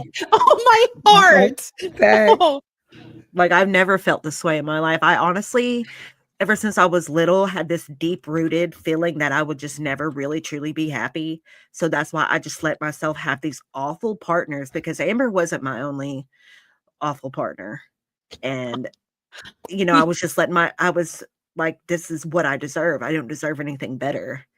And now I know that's not the case. And I actually have somebody I truly want to be with. And that's the first time in my life, you know? So it's like Aw. almost unbelievable. I never thought I would have this. Well, you're right. You do deserve to be happy. And I can not express how amazing it has been to watch this complete shift in and just the energy that you put out into the world. It's fantastic. And keep going. Your channel is popping. yeah, it is. Dude, it's really fun to watch you. It's really fun to listen to you. And not just the Amberlynn stuff either. Others, your drawings. ghost and stuff, stories. it's fun to watch. I love the ghost are stories. good. Oh my God, me So- too. I can't wait to do another one. Okay, so over on Casey's channel, he does analog horror live streams, and I work nights. I'm like you, Beck. I work just nights. I don't really work during the day. Well, okay, I do, but I don't. It's weird. But anyways, so at night, I usually watch his analog horror live streams if he's live streaming, or I watch the VODs. But when I'm out of them, I now have I went back and I'm like, I'll try their ghost stories. It was amazing. Thank you so Keep much. doing them. I want to watch his lives. Like, I could watch those at my job. That'd be cool. I would love to play horror games with you guys just so you could experience the Casey demon. Because he is Jekyll, Casey, Gamer Hyde. right? Casey pretends to be a cinnamon roll until you're in a game with him, and then he's like, "Hey, go do that thing. It definitely won't kill you." And then he'll laugh as you die. That's just that's who Torture you. he will. I any do game. no such thing. I do no such Any thing. game. Oh Casey no. Collins. No. Collins, that's all I So the have to first say. time we all played the forest, Beck. Okay, do you know what the forest is? Oh no. I have no It's idea. Okay, it's a survival horror game, and we're all playing the forest. We're all running around, and Jade just out of nowhere goes, "Something, I'm dying." I go, "How are you dying? Nothing's near you." She goes, "I don't know. I'm just dying." And all of a sudden, you just hear Casey go, "Hee hee hee." And I was like, "What are you doing?" Not and me. I and didn't. Jade goes, "He's shooting me." Oh no. That's No, not this how. was Wait. 40 minutes later though. Wait. And then there's a VOD up for that, by the way. But I was sneaking around shooting Jade, and Jade's like, I think I'm dying. And the Nerfy and the other person we were playing with was trying to be so helpful. Like, are you hungry? Did you step on something? Okay, eat something, this or that. And Jade's like, oh yeah, I forgot. And then she's like, and then I came up after shooting her. Oh, there's blood on you. And Jade's like, oh yeah, you could get infected by the blood. She goes and washes herself off. The only reason why I told her that I was shooting her is because I ran out of arrows. Yeah, this mofo caused the blood and then tried to help me wash it off. It Like, I even saw an arrow on the ground like an idiot. I was like, can stepping on an arrow hurt you? So I yeah, had you no should come and idea. game with us, is what we're saying. I Yeah, traumatized my Murphy with fiance Phasmo. actually just let me know that we do have that game. Yes. Okay. So we'll plan that later. Be on the lookout for that because absolutely, I will Yeah, play that'd be with you guys. awesome. Is there Um, phasmophobia? Does anyone have phasmophobia? I'm not playing Phasmophobia with Oh, you guys. phasmophobia. I'm I not don't know playing that nothing game. about that. You It's traumatized me, a ghost hunting Casey. game. Actually, Beck would probably really enjoy Beck that game. would. Okay. Just not well, with Casey. fair. Is it Why? scary?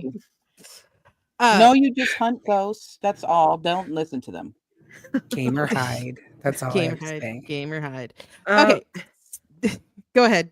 No, Beck, no, what no, were you- you're good. I was just gonna say, we'll see. I love horror games. I do, but don't be surprised if I throw my controller or whatever I'm using. I do get scared. That's okay. I scream like a whenever I get scared. So. Yeah, we all do. So we'll all scream together. We'll all Okay, scream and hide in good. a corner while Yeah. Casey does all the work. And Okay. Casey will giggle about it. So. Okay. So let's do some more questions. Let me see. I do have one. if Oh, that's you go okay. ahead. You don't know, you go ahead. It says, first of all, I commend both of you for your courage and resilience. We are proud of you both. My question is, how has your relationship with, or I would say probably, how has your relationship with ALR seemed to have changed changed the trajectory of your life, and what does healing look like for you? Wait, so what? Do you want me to read it again? Yeah, sorry. I Oh, had no, a that's hard totally time fine. understanding. That's okay. It's partially my voice. I'm so sorry. No, you're all Right. right. I think I just had a hard time understanding what those words meant anyway, and It's I'm having a brain fart. No, you're totally fine. It says, first of all, I commend both of you for your courage and resilience. We are proud of you both. My question is, how has your relationship with ALR changed the trajectory of your life, and what does healing look like for you? And I would say more like how you feel that it may have changed the trajectory of your life, because like you can't really know for sure, but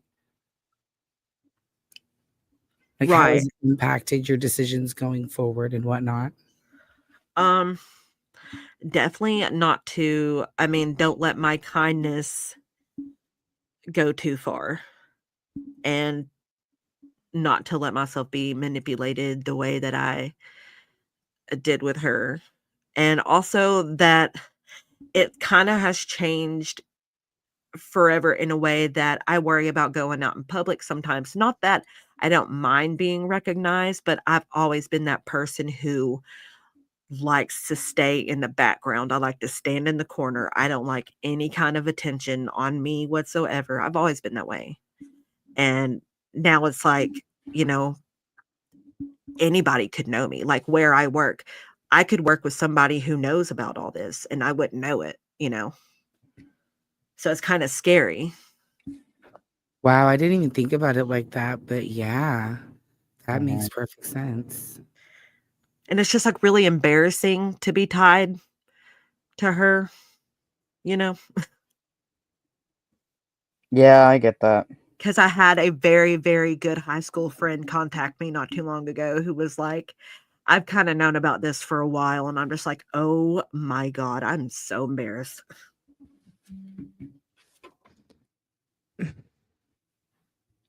I feel that for you. I'm so sorry.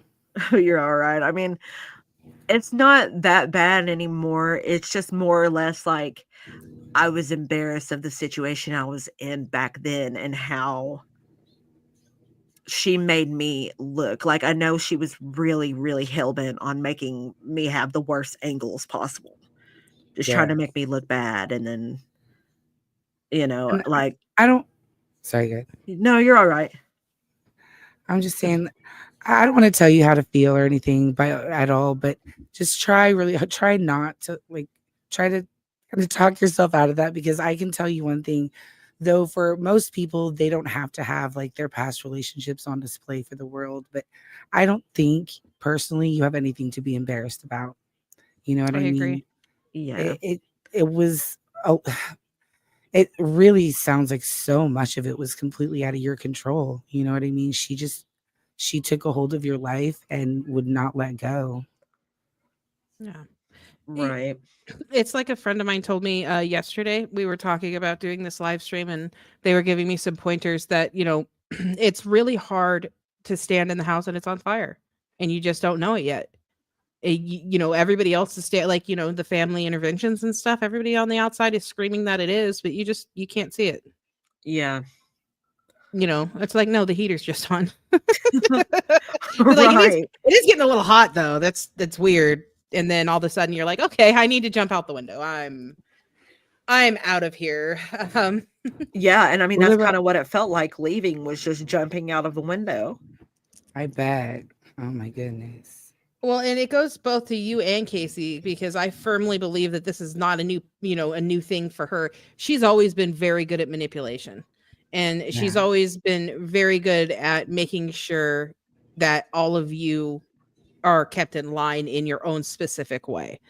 So it's not your guys' fault for not seeing that coming, when all that you guys were looking for was for love and support and, you know, and a partner. That And didn't happen. yeah, especially with Casey, because you were a kid, Yeah. and this whole thing has been around your entire adult life. Like, how do you think that has affected the trajectory of your life, Casey? Oh God. So the way it's affected me, especially after the allegations, because it just like, okay, I dated someone who had I guess an ex or an ex-friend with benefits, whatnot, what have you, who really didn't like that she was dropping him because she was dating me, right? So he Googled my name and brought up all of this, and sent it to her.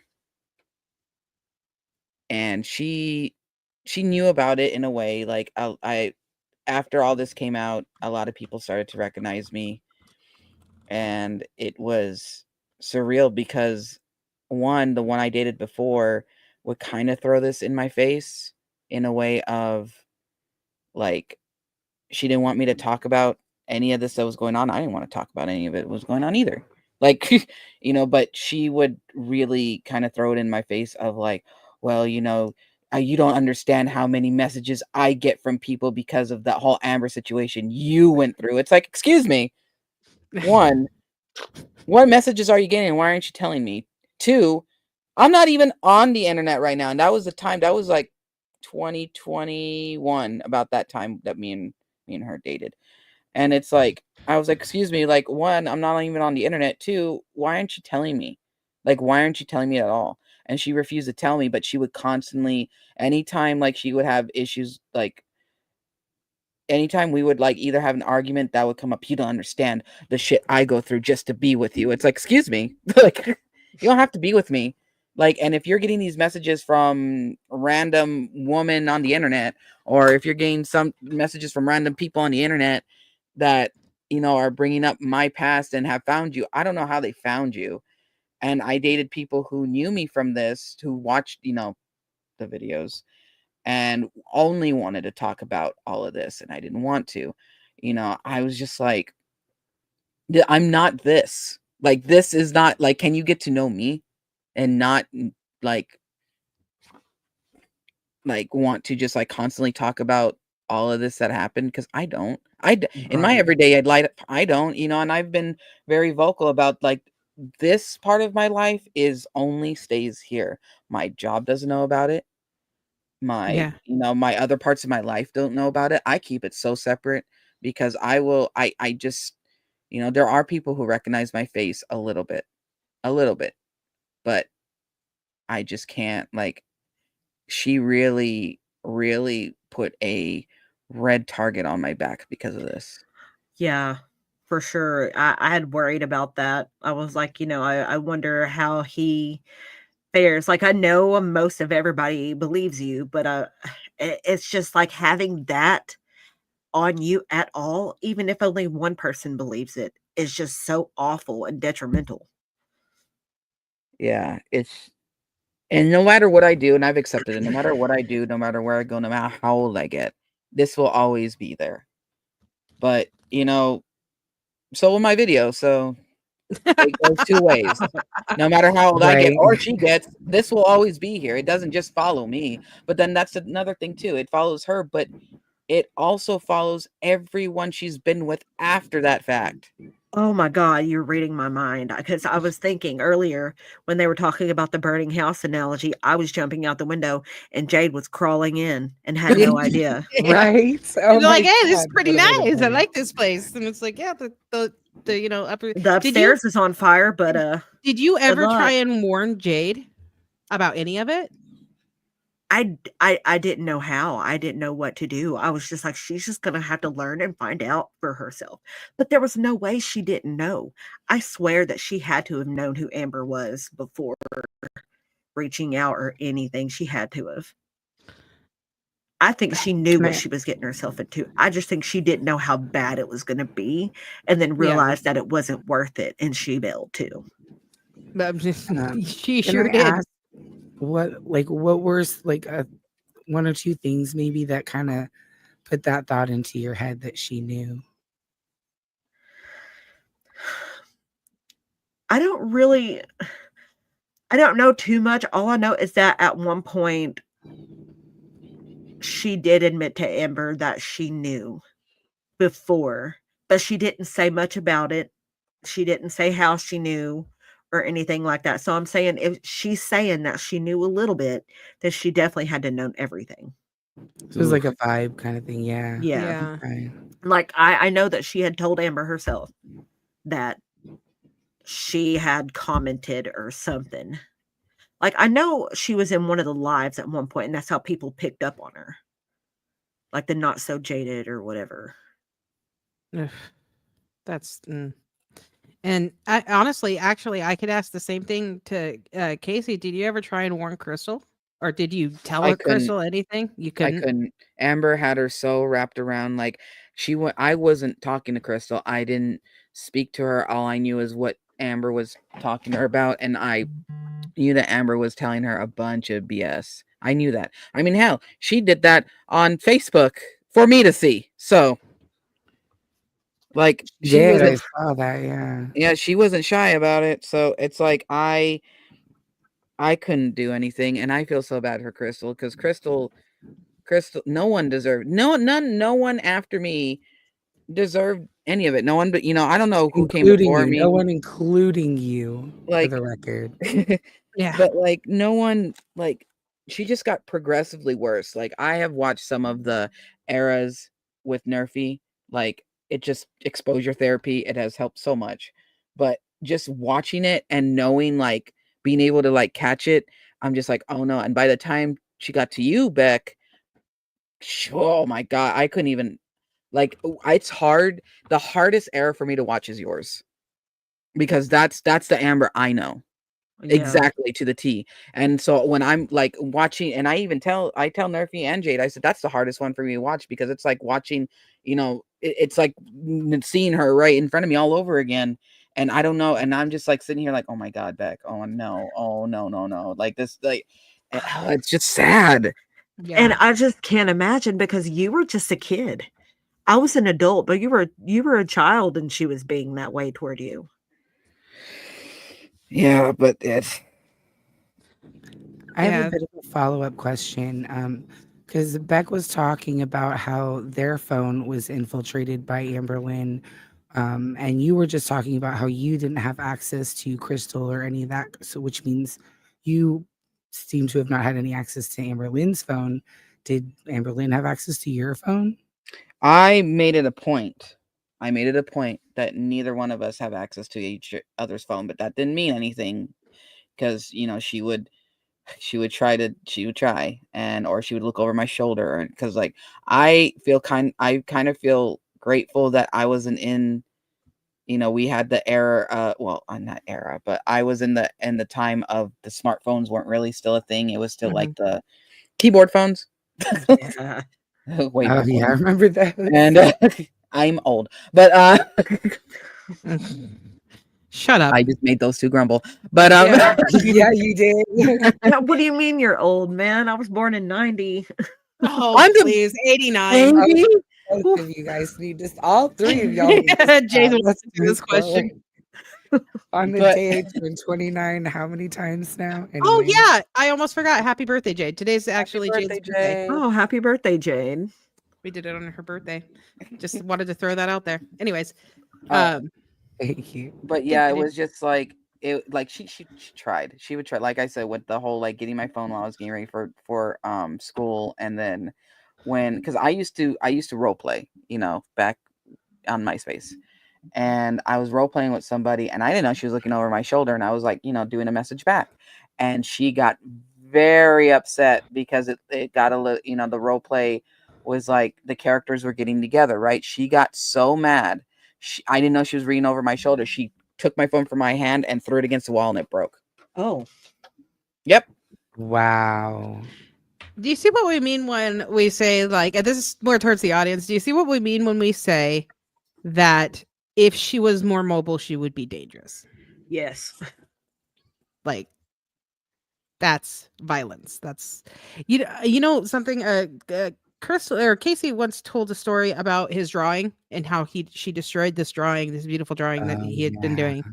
Did she, because I know you're an artist too, did she ever do that when she was jealous of like the time you were Ooh. spending or anything like that to you as well? Because I know you're also an artist. No, actually, she never really did anything like that, but there would be some times where she would be like, you could do better than that. And I'm just like, okay, thanks.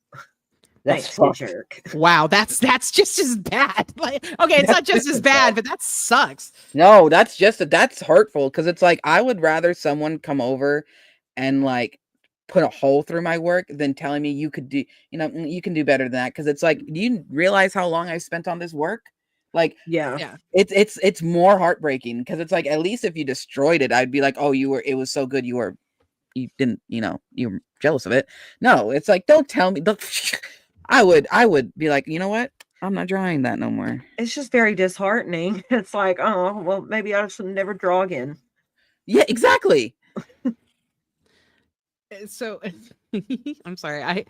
I have a lot of Beck history, Amber history in my brain. So I started watching Crystal Era. I'm pathetic. Anyways, and things like pop up that like me and Casey have talked about, and then I remember what happened on video with you, and I'm like, oh, it links over years. It's weird, and I don't like it. So there is a controversial question on here that I actually do want an answer to because I'm wondering if you guys can answer it. And that is, could you list anything at all positive that you took away from your experience with Amber? Ooh, good one. You can't be kind to everyone. You can't. Wow. I like that. Yeah. Not everyone deserves your kindness. Oh, Even better. you should get that tattooed. Like everybody should. Right. That's a good one. I really like that one. What about you, Casey? Oh, you know what? No, the positive thing I took away from all this, I would say that, I got to meet all of you guys. That's the positive thing. Yeah, for sure. And it's like, I honestly don't blame you for not being able to think of anything else because that was a really hard question. Yeah, It really shouldn't be, but I can totally see See, how it is. You know what yeah. I mean? Like, it's one of those questions that, like, wow. because everybody takes something positive out of a situation, but it's really hard. I'm surprised either of you guys came up with an answer, to be completely fair. Yeah. I have another one. Jade, did you have one, or can I go again? Oh yeah, go for it. We'll switch gears. What quality of Amber's did you despise the most? Polar opposite question. We'll go over here now. Even harder, but Yeah, only because of the plethora of options. And I'm talking about quality. I'm not talking about physical stuff or anything like that. I'm talking about an actual quality that made you the most uncomfortable or you didn't like the most. hated that she had to make everything about her, no matter what the situation. Everything had to revolve around her. Everything. Even if it was like something going on in my family's.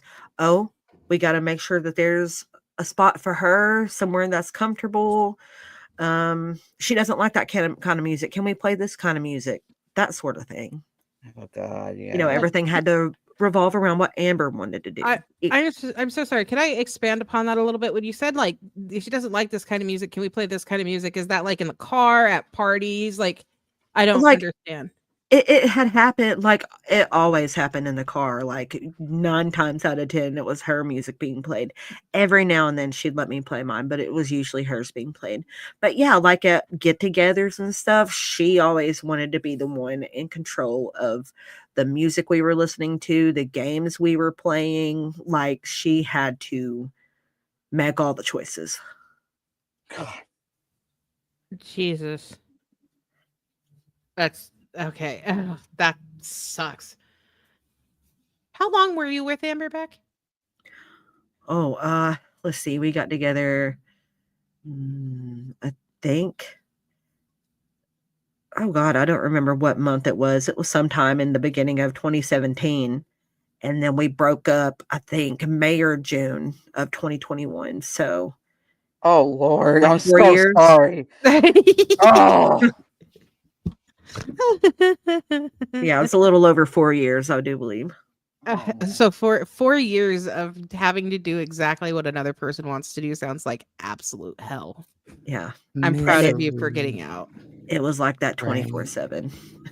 What Amber wants to do. That is Casey, your turn. I don't Yeah. have words. I just don't have words. Casey, your turn. Because that's just awful. That's just horrible. one of her qualities, God, Yeah. she was always like making friends online that were at least 4 to 5, almost 8 years older than me, and they were always like couples. What? Oh, I never said this. Wait, what? What? No. What did you just say? I said she was always making friends online, like Moco Space and whatnot, Uh-huh. and they were at least like 4 to 5, sometimes 6 to 8 years older than me. How old were you when this happened, Casey? If you don't mind me asking, you tell me to shut the hell up. But how old were you when this happened? When it started happening, 16, 17. Oh my God. And she was doing what? Making friends with couples on Mocha Space? Yeah, yeah. So one time, the couple lived across the street from us. We could see their apartment, and they could see ours. So what would happen? Like, Well, yeah, were Nothing. there They eventually, expectations? no. Eventually, they saw her like she couldn't like hide the mask forever, and they didn't want to talk to her anymore.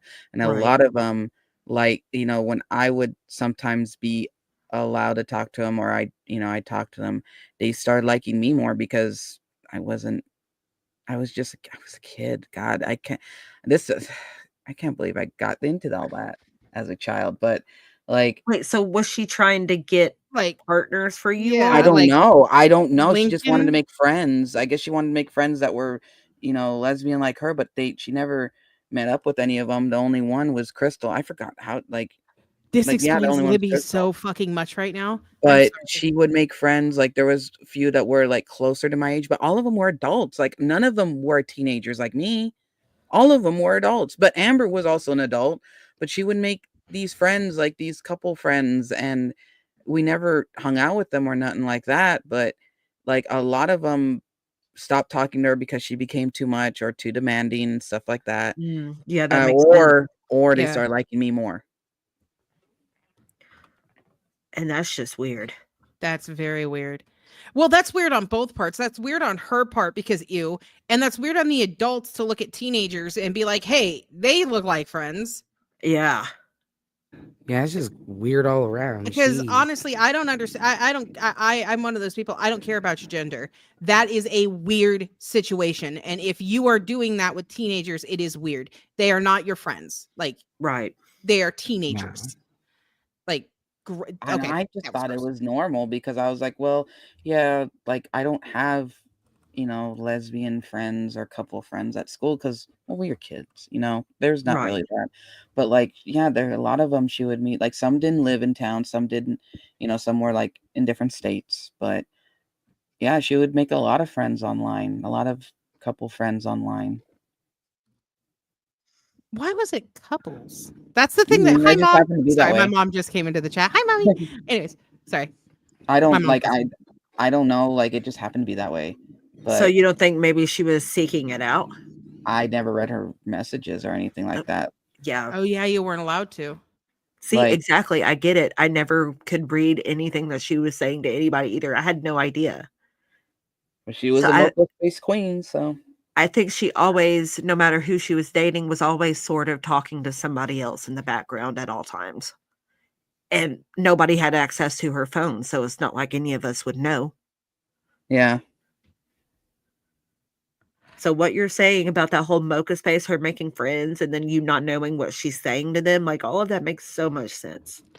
Yeah, she was That on local space a lot. that is so disturbing.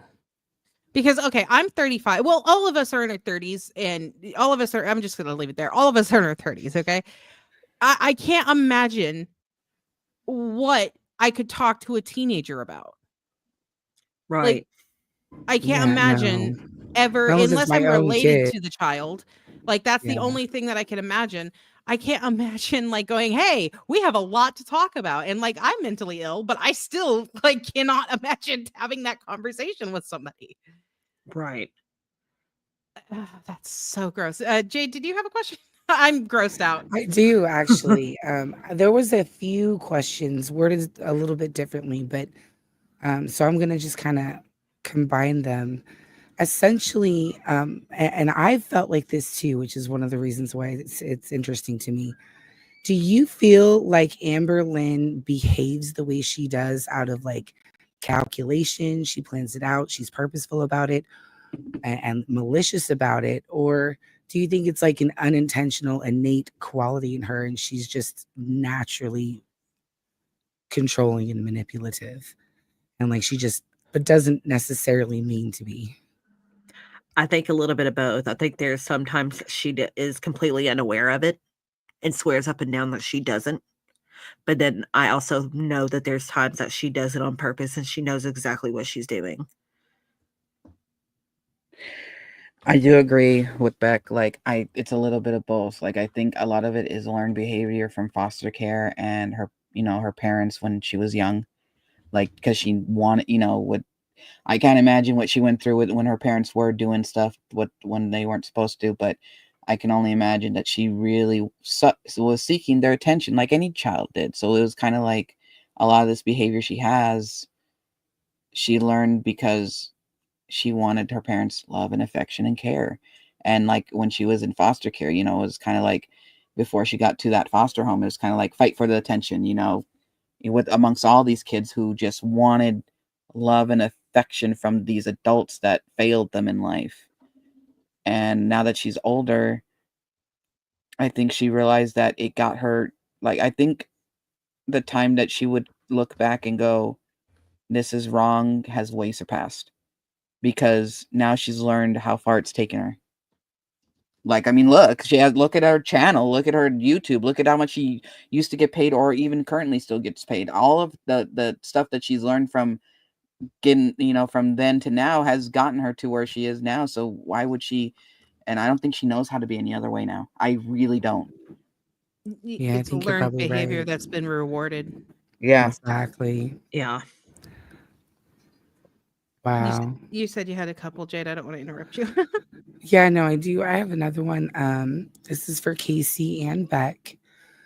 What is one thing you wish you could say to Amber Lynn that you couldn't before, or that you feel she needs to hear come from you personally? And if you don't want to, that's totally fine. But like if Absolutely. you do, you know what I mean? Like if there's just like something you just wish you could say, like be curious to know what that is. I really don't know what I would say because I know no matter what I say, it's just going to go right in one ear and out the other. So I would just be wasting my breath. That is a fair point. Was a very fair point. The laugh. The evil laugh. laugh. The evil laugh. When I heard this question, I was like, "Oh dear God, this is not a question you need to be asking me," because there's so much I would love to But say. you don't have to say it if you don't want to, but let's say you did say it hypothetically. Are you with Beck on this? Like, is there even any point? Do you think she'll ever absorb any of it? No, she wouldn't. I am with Beck on that. You know what? That's the safety route. I'm with Beck. I can't say what I want to say You because grab that ripcord. what I want to say Would is not be very. appropriate. It would not be appropriate. It would not, because yeah, I am with Beck. Would I? And if I would say anything negative, which I don't want to, that I already know that would cause havoc. So I'm with Beck. I am going to grab that safety cord and go. I'm over here for I safety honestly, reasons. I legit think that is a more powerful statement than actually saying whatever it is, because that speaks volumes, in my It does. opinion. It really does. Did you have another? Do you have one, Nerfy? I do. It's actually from my mommy, because my mom's awesome. Casey knows my mom, and everybody knows my mom, but Beck, you'd love my mom. And her question is, do you think at any point in time could you truly forgive Amber? Hell no. Sorry. Wow. Grace, Casey, you're supposed to have some grace about it. I'm with Casey on this one. Yeah, I get it. I'm I with get it. Casey as well. I mean, I really tried to think about it because I am one of those people where I do forgive. I do like to try to see the good in people, but it's like there's nothing there. There's nothing there. There's nothing good. There isn't. I can't blame. I was just asking the question. I tried. I am an avenue for which words to flow from. I tried to like be like, hey, you know, at one point, like we were, you know, no matter what we went through, like, okay, you know, maybe it was because we were young and whatever. But then after that whole video came back, I'm like, okay, you can, safety cord. I'm gonna come over here with that safety cord. Right. Take hold of the safety cord. I don't blame you. Okay. I do have another Oh, question though. you go ahead then. So, in all your time after Amber Lynn, do you have any like triggers? One of somebody's specific one for you, Beck, was like with timers and stuff. But like, do you have any triggers that like get to you after the fact? And if so, like, what are like some of your coping skills to manage like de-stressing your emotions on those days or moments? Well, there's really nothing too much that triggers me because, there's literally never been nothing like this in my entire life. I've never experienced anything like her with anyone else at all. So it's like I don't have anything that gets to me like that anymore.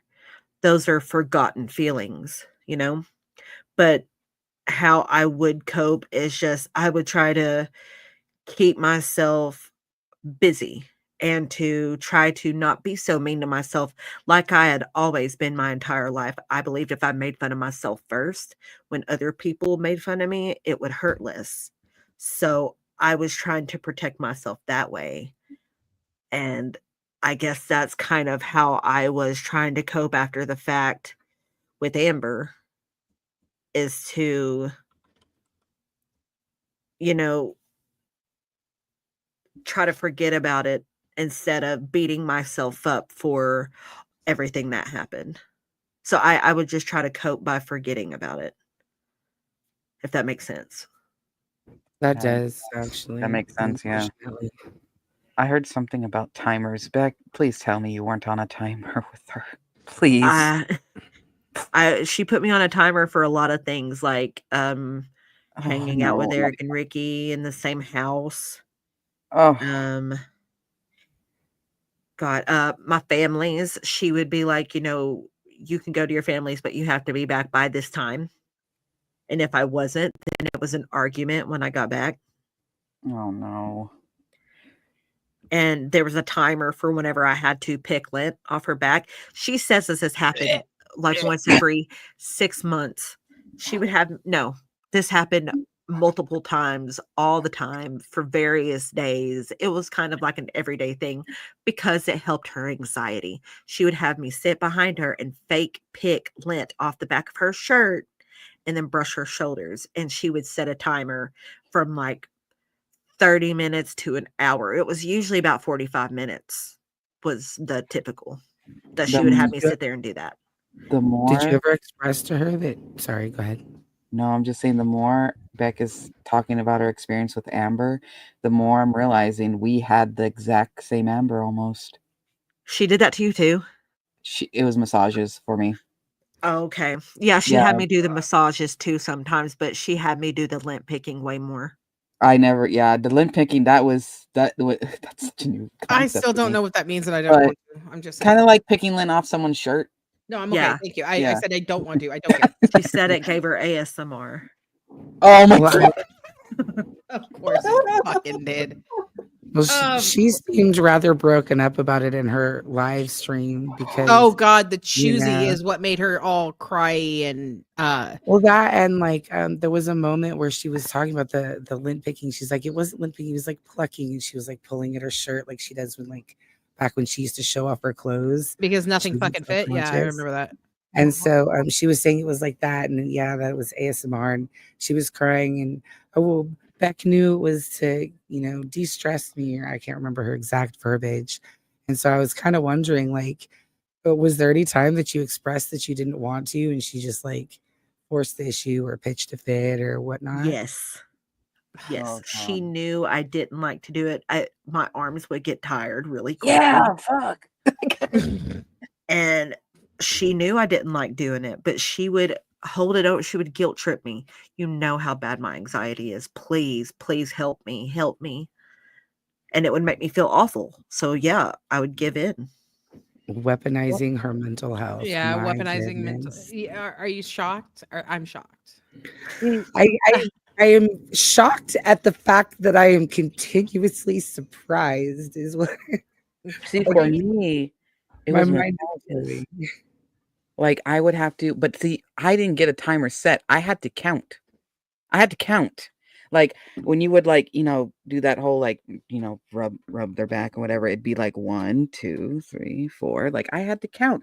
And then like she would do it for me too, but she would count and it would be so much shorter and so much quicker. But if the TV was on and I was doing it and she felt like my hands weren't like grippy enough, like the pressure wasn't enough, she would get mad that I was that I was distracted by the TV and turn it off. That sounds about right. Oh my god, Jesus! For both. Okay, you know what?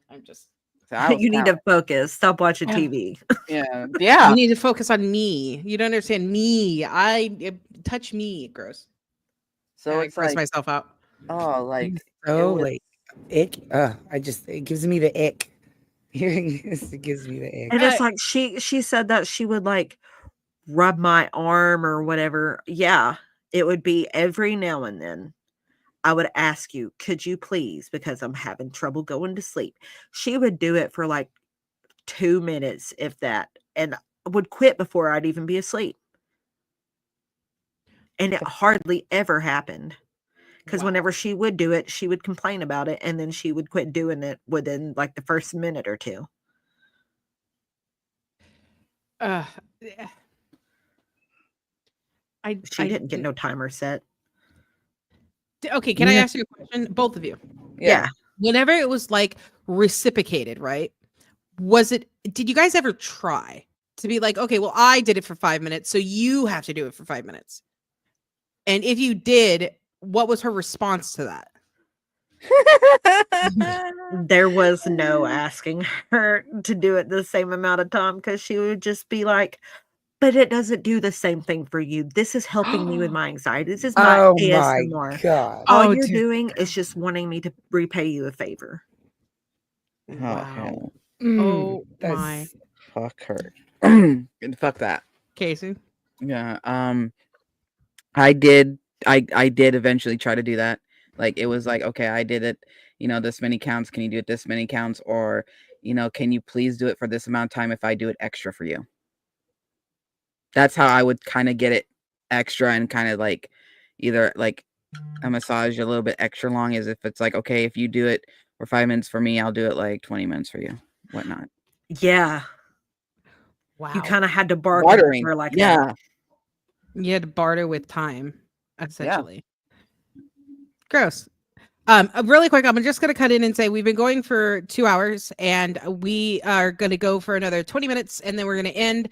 I think we can all do this again. What do you guys think? For That's sure. fine. I'm down for it.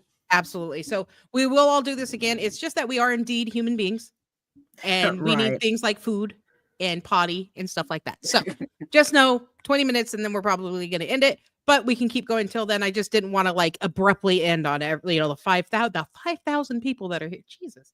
Wow. Yeah, there's a lot of people.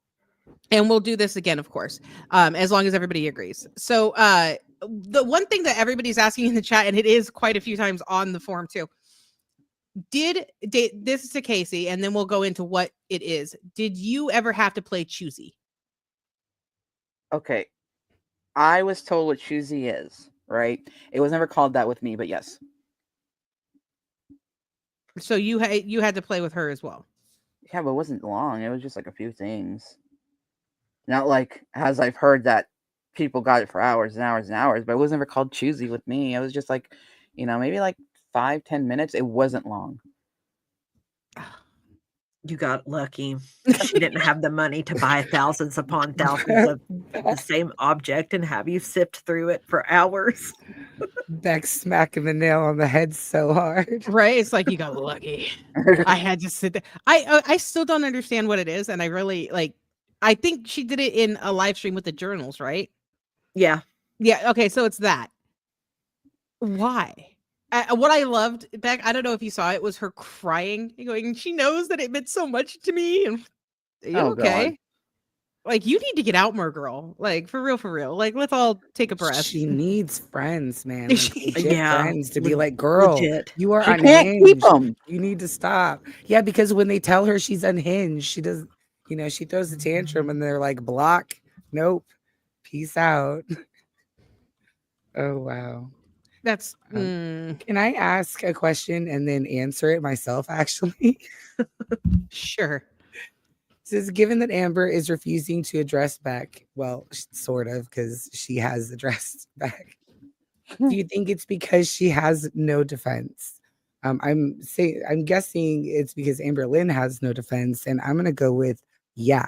That's a hard yeah. Amber Lynn has no legs to stand on, despite everything. This woman has not a single leg to stand on. Like, there is no excuse for any of the behavior, and she knows there that, isn't. which is why she's addressing it so vaguely and so without detail, because I mean, people would call her on those details. Imagine the convoluted web of lies that she would have to create to and stick to that would match all of the videos that I guarantee she doesn't even remember half the stuff that happened. There's just no way. There's no way she can address it without outing herself. And Right. here in front of like 5,000 people, I'll put it out there. I have BPD, 9 years intensive therapy. She does not fucking have it. Okay. Don't believe her. She's a liar. Anyway, Me moving on. neither. Yeah. I'm very close to someone who has it, and I was with Amber for 4 years, and that's not it.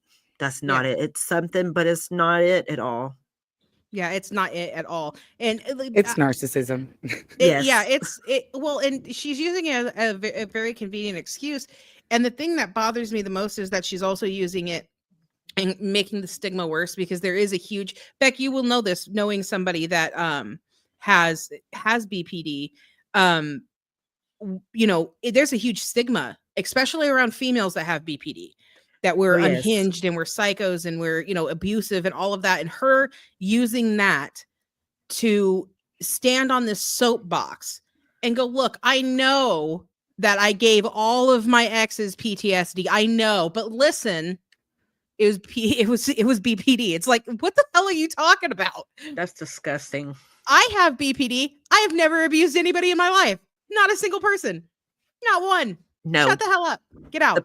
Sorry, go The ahead. person I know that has it, that I'm really close with, they have never treated me the way that she has. Like, they've not done one thing that she's done. Yeah. Well, her and Google are way too close. Can I ask, did she, because we know what we saw on camera, we have 15 minutes left. I have to ask though, because I've always wanted to ask you this, because on camera, she always, like back then, she would always give a hint. She's like, I'm having really bad anxiety. I'm really depressed. Did she do that straight to you as well? Like, Amber, why didn't you get up and do this? Oh, I'm just so depressed. Did she do that kind of thing? And then, the next minute she's completely fine, running through a field. Okay, that's a little waddling through a field with flowers and things like that. Or sorry, that was me. I'm never gonna unsee that now. Careful, you're gonna make Zachary Michael start to sway. I'm one of those people that can visualize things in their head, and I'm never gonna forget that. Okay, perfect. Picture the Sound of Music just with Amber. Oh no. With a Subway sandwich in her hand, except instead of a guitar. I'm sorry. I've been listening for 2 hours on what an awful human being she is, and the anger is rising. Our nervy is starting to come unglued. At this point. Yeah, everybody's mad. Okay, so my question still remains. Did she ever try that with you to like use what she was claiming to have at the time to get out of everything? Yes, all the time. To help with anything. She was too depressed. She couldn't get out of the bed. There was this one time whenever I had a lot of groceries to carry in, and I had asked her to come out and help me, but she said that she thought she saw a ghost in the hallway and was too scared to come help me. So I had to carry it all in by myself. She didn't even believe in ghosts at that time. It was all the calories she's ever eaten. Yeah. You're It was the Oh ghost my of the cow. God. What an excuse, man. Like, that is out of all excuse. Okay, if it's like, oh, I hurt my foot, I hurt this or whatever. Like, okay, that's an excuse. But it's like, God dang, ghost. dude, I saw a ghost. I can't come out and play I right now. don't let my kids get away with that. Are you kidding me? I was so angry. I was just like, are you freaking kidding me right now? I'm the one that believes in ghosts. You always make fun of me for it. And now you won't come help me because you're afraid of a ghost. All I can hear, have you guys seen The Road to El Dorado? Yes. You know when they're about to sacrifice a guy, he goes, stars, can't do it. That's all I'm picturing right now is Amber going, ghost, can't do it, and just like slowly moving out of frame. I'm a visual thinker too. You're acting like she was in frame to begin with. She was still sitting down. Yeah, she just slowly lays back with the laptop on her lap. Stars, can't do it. Sorry. How about you? Sorry, I keep going off topic. Casey, how about you? Did she ever try that with you as well, all the way back then? Which is, I can't do that because of this. I can't do that because this is this, that kind of thing. No, but she started to have anxieties with me, but a part of me, like, I don't know like how she is now with anxiety, if it's true or not. But it just started to be weird that like when I would have really bad anxiety, suddenly like she started to have really bad anxiety too. That makes a lot of sense. Because she didn't have anxiety or any of this while with me. Like she started to have anxiety with me, but she didn't have any, like everything she talks about now, she never said any of that. She never had any of that. Ever. And that's why, because there's another thing that she does is she'll go to Google and she'll look something up and be like, oh, I have that for sure. Like she convinced herself that she was having brain aneurysm anytime she had like a sharp pain in her head. What? And I'm like, dude, I get those too. They're just like ice pick headaches. Calm down. You're not dying. Yeah, Beck, I don't think I ever explained to you what my channel does. And my channel, the main thing that we do is like debunk all of the medical misinformation of Girl World. And you just made my fucking day. I was about to say, Nerfies confirmed. Right? You Like, just I made am, all of her points over I the am, last year. I am sitting here going, yes, burn. Sorry. Okay. You know Uh, what Amberlynn does have? There is one very, very important diagnosis that we all must respect. Amberlynn has ASMR. Yes. Mm. Oh Yes. my The god. ASMR. It's very bad. We must My all fall down in condolences. pity for this poor, this just it's such a rough diagnosis. Yeah, it is. It's hard to live with, I bet. May her journey end well. Casey's or fucking Beck still being the bigger person compared to the rest of us. Yes, may her journey end well with ASMR. Yes, yes, yes. Here's some candy. Can't Go open. believe that. I Did do- you ever? Were you ever there for the ASMR videos that she did during your era? Oh, The- the only one I can specifically remember about, and it just blew my mind. I'm like, are you serious? Was the magazine flipping one. When she would just flip the pages. I'm just like, what's happening? I'm not gonna question it anymore. I don't know what else you're gonna do. I don't care. Don't let me know. But I definitely knew about the magazine flipping. That was really weird. I'm not questioning this anymore. I'm thinking that is weird. No, Oh my if God, you when recall, she taps, Sorry. she taps. No, you're fine. when When she taps the on things. cans, man, oh God, it just sends me. Yeah. Okay, I've interrupted you twice. I'm so sorry, Jade. What was your question?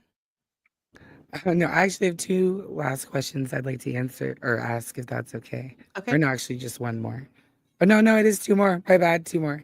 All right. The one is, and I actually don't remember this part. I guess it was a list, Casey, that you had of things that you had to like abide by to not piss off Amberlynn. And so somebody wanted you to like kind of reiterate that. And I kind of do if you want to a little bit too, because I don't remember. I'm sorry. And also, Beck, was there anything where like you kind of had a list where you couldn't do certain things by Amberlynn's rules so that it didn't tick her off? The silence. You can go Yeah. ahead, Casey. That list, I don't even remember what was on it anymore. Like I blocked that stuff out. Like I remember it on a live. I remember it on a live that I showed it.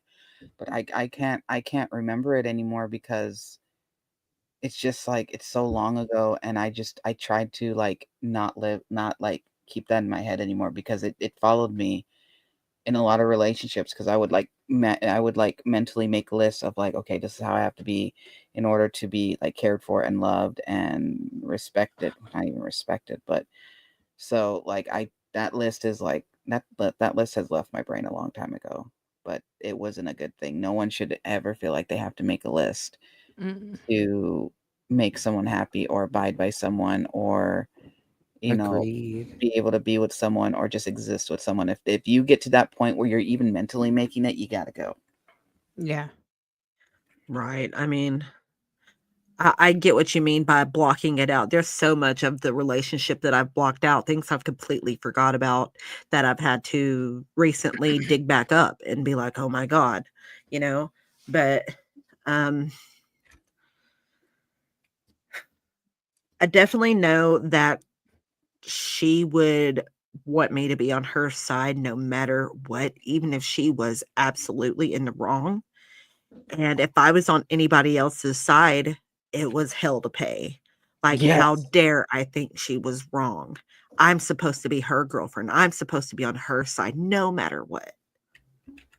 And that was one of the rules is like, you have to be on my side no matter what. And no matter who it is. Gross. Oh my It's goodness. just nasty. Ugh. I'm so sorry. Oh. All right. Well, this is the last question I have on my little list that I picked out. For both of you, this person says, Beck and Casey, I know a lot of people will only want the tea, but as you're both survivors and helping so many people by telling your stories, I'd like to add some positivity. What was your proudest achievement post escaping the, AB relationship that you never could have imagined what would have that you never could have imagined. Sorry, it's worded weird. what would have happened if you had stayed? I think that they're trying to that you say, never could have imagined if you had stayed. I think. yeah. Yeah. So what achievements are you finding that you're like achieving, sorry, after leaving that you didn't think you would? And they say lots of love and healing for you both, as well as any other survivors at Julia Creates Joy. Definitely the fact that I have a career now, one that I absolutely love. I love what I am doing. I enjoy going to work. It makes me feel proud to do what I'm doing, and it makes me feel like I'm doing something that really matters. And I wish I could share it, but you know how people are. I don't want nobody to know. So just know that I'm doing something that I absolutely love, and I feel like if I had been with her, I would have never been able to do something like that. And I also wouldn't have found out what real, actual, true love was if I had still stayed Aw. in that situation. Oh, I love that. Oh, Beck. It made me all smile. Okay. Casey? No, Beck. Trying to move it along, but I'm like, oh. Honestly, the having a life, being able to live. I Mm. wouldn't have Good been one. able. I wouldn't have been able to live if I would have stayed with her. I would have been in a cage. You know, I would have been a shell of anything I could have accomplished now. Like I have a life now. I can live. I can do things. I can be me. Like that's most. Absolutely. She would not Yeah. have let you be you. Yeah. Like I have friends. I have family. I have so much that I know I would never have or never would have been able to achieve being with her ever. She probably would have kept you from going on tea. I Yeah, feel like she would have tried her best to keep you from it. I have to I agree. yeah. Okay. So Wow. That's yeah. crazy. It's actually good to kind of end on a positive note.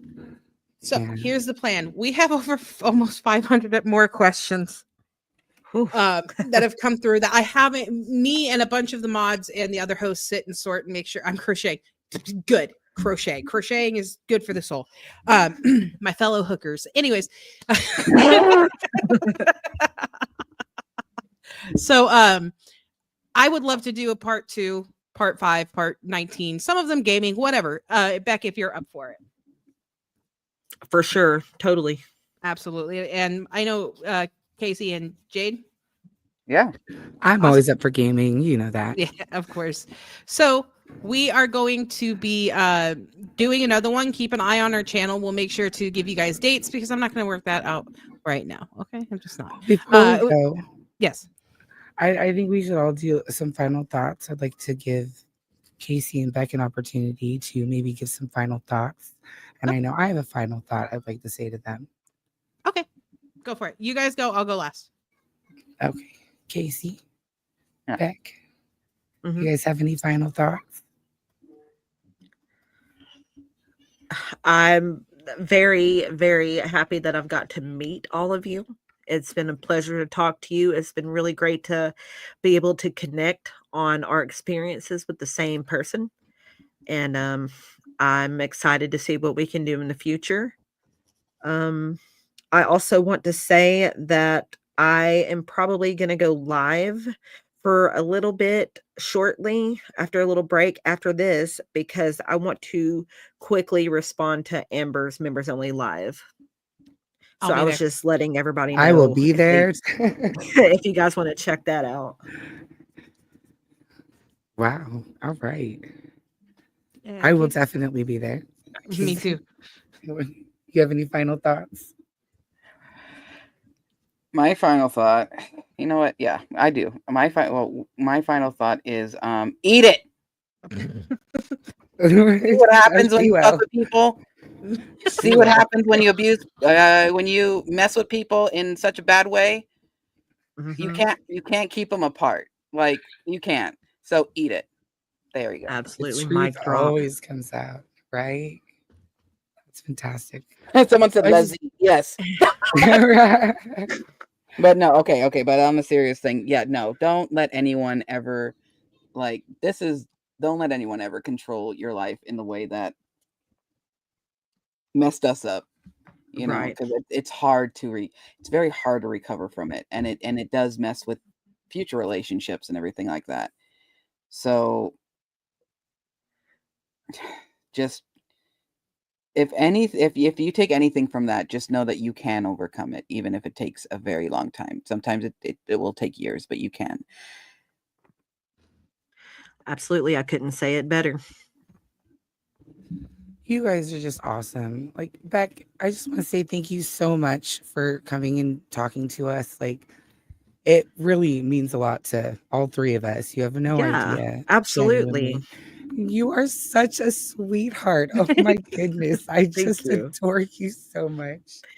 It's been really And great to, meet you guys and to finally talk with Casey. And it's like, from how it started that I found out who Casey even was, that was my introduction to Casey. And it's like, now I see what an awesome person he is. And it's like, it breaks my heart that that was even done to him. And he was just a kid. yeah. And It Casey, just you know I love you, man. So, it disturbs me knowing that everyone has to point out the fact to me that I was a kid, and when I think about it, I'm like, oh my God, like it's such a bad like fact about it. yeah. Yeah, but I mean, that's not on you, man. That was all Yeah. on her. It's all on her. Jeez. It's not your fault at all. As okay, for my final thoughts, I want to thank Beck. Thank you so much for joining us. It's been a blast talking to you on Absolutely. Instagram, and I look forward to talking to you more. Thank you to my co-hosts, Casey and Jade. And then I have a lot of pent-up rage right now. So do I. I am going to say that there is no planet on no existence in no realm, Amber, because I know you're watching and that's okay, that me or any reaction channel is going to allow you to spin the narrative that either of these people are ABs or that you get away with. You're not getting away with this, okay? And frequently you keep saying, well, if I could talk to them, there is no planet that any time, and this is for everybody, there is no planet, any time, space, anything that you should have to talk to your AB for an apology ever. You Or do pay not $10 for one. yeah, or pay $10. Right. So yeah, that's what I wanted to say, because I know she's watching it. I just we will not let that happen. The reaction channels, girl world, we're never going to let you forget that you are not the victim here, and you're not the victim, and they are survivors. So eat it. Okay, so with that being said, we will see you guys next time. We will have date and time ups very soon. We have like 400 more questions to go through. So Jesus And Christ. yeah, I they're will- still we have adding other more. interviews. Since I actually Okay. told you the thing, there's been 40 more put in. So And we good have luck. other fun, interesting interviews in the works. Yes, we do Yeah, we have do. other Keep an fun, eye out. interesting I can't wait to watch. oh yeah, we have I'm not going to tell you who, but we have other people that are going to be coming up on our podcast, and we can't wait to see you guys. So as always, I'm not going to say my exit because that's mine, but have a great day, guys. Party ya. at Beck. Have yourselves. Move over to Beck's Bye. channel.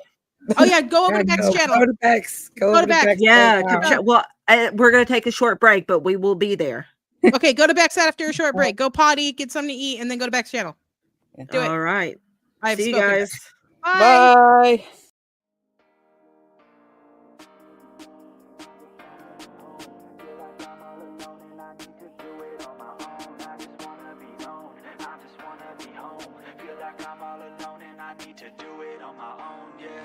Wake up, early mornings, late nights, hopping on a different flight. What's the meaning of life, ayy? Wake up, same-ish, different day. Make a wish, call it pray. Am I sick, am I okay, ayy? Stay up, late nights, still in pain. In my mind, it decays as I try to make a change. See the sun, see it set, feel some pain, feel regret. All the same, what is next? I'm to blame for my head, Life, it changes in many different ways, yeah. You turn the page and you see a new day, yeah. Be the same or you go and make a name, yeah. Listen to hate or help someone who's in pain, yeah. We all want love and we all wanna be great, yeah. It's not enough, so we keep running the race, yeah. This life is tough if you let it be that way, yeah. Sit back and love your own journey every day. I got a lot of deep thoughts in my bed, got me feeling like a weak spot in my head, and I ask myself to please stop. Take a breath, need to get all of these deep thoughts out my head, yeah. I just wanna be known, I just wanna be home. Feel like I'm all alone and I need to do it on my own. I just wanna be known, I just wanna be home. Feel like I'm all alone and I need to do it on my own, yeah. I live for music, yeah, I love to do it, yeah. It's therapeutic and I need it to get through it, yeah. I keep on moving, yeah, I keep on doing, yeah. I keep improving so people can feel it too and go on and fix their lives one decision at a time, one vision, one mind. We're winning this grind, okay. Tomorrow needs you, so take your meds, eat something green, and try not to overthink it too much. A lot of deep thoughts in my bed, got me feeling like a weak spot in my head, and I ask myself to please stop. Take a breath, need to get all of these deep thoughts out my head, yeah.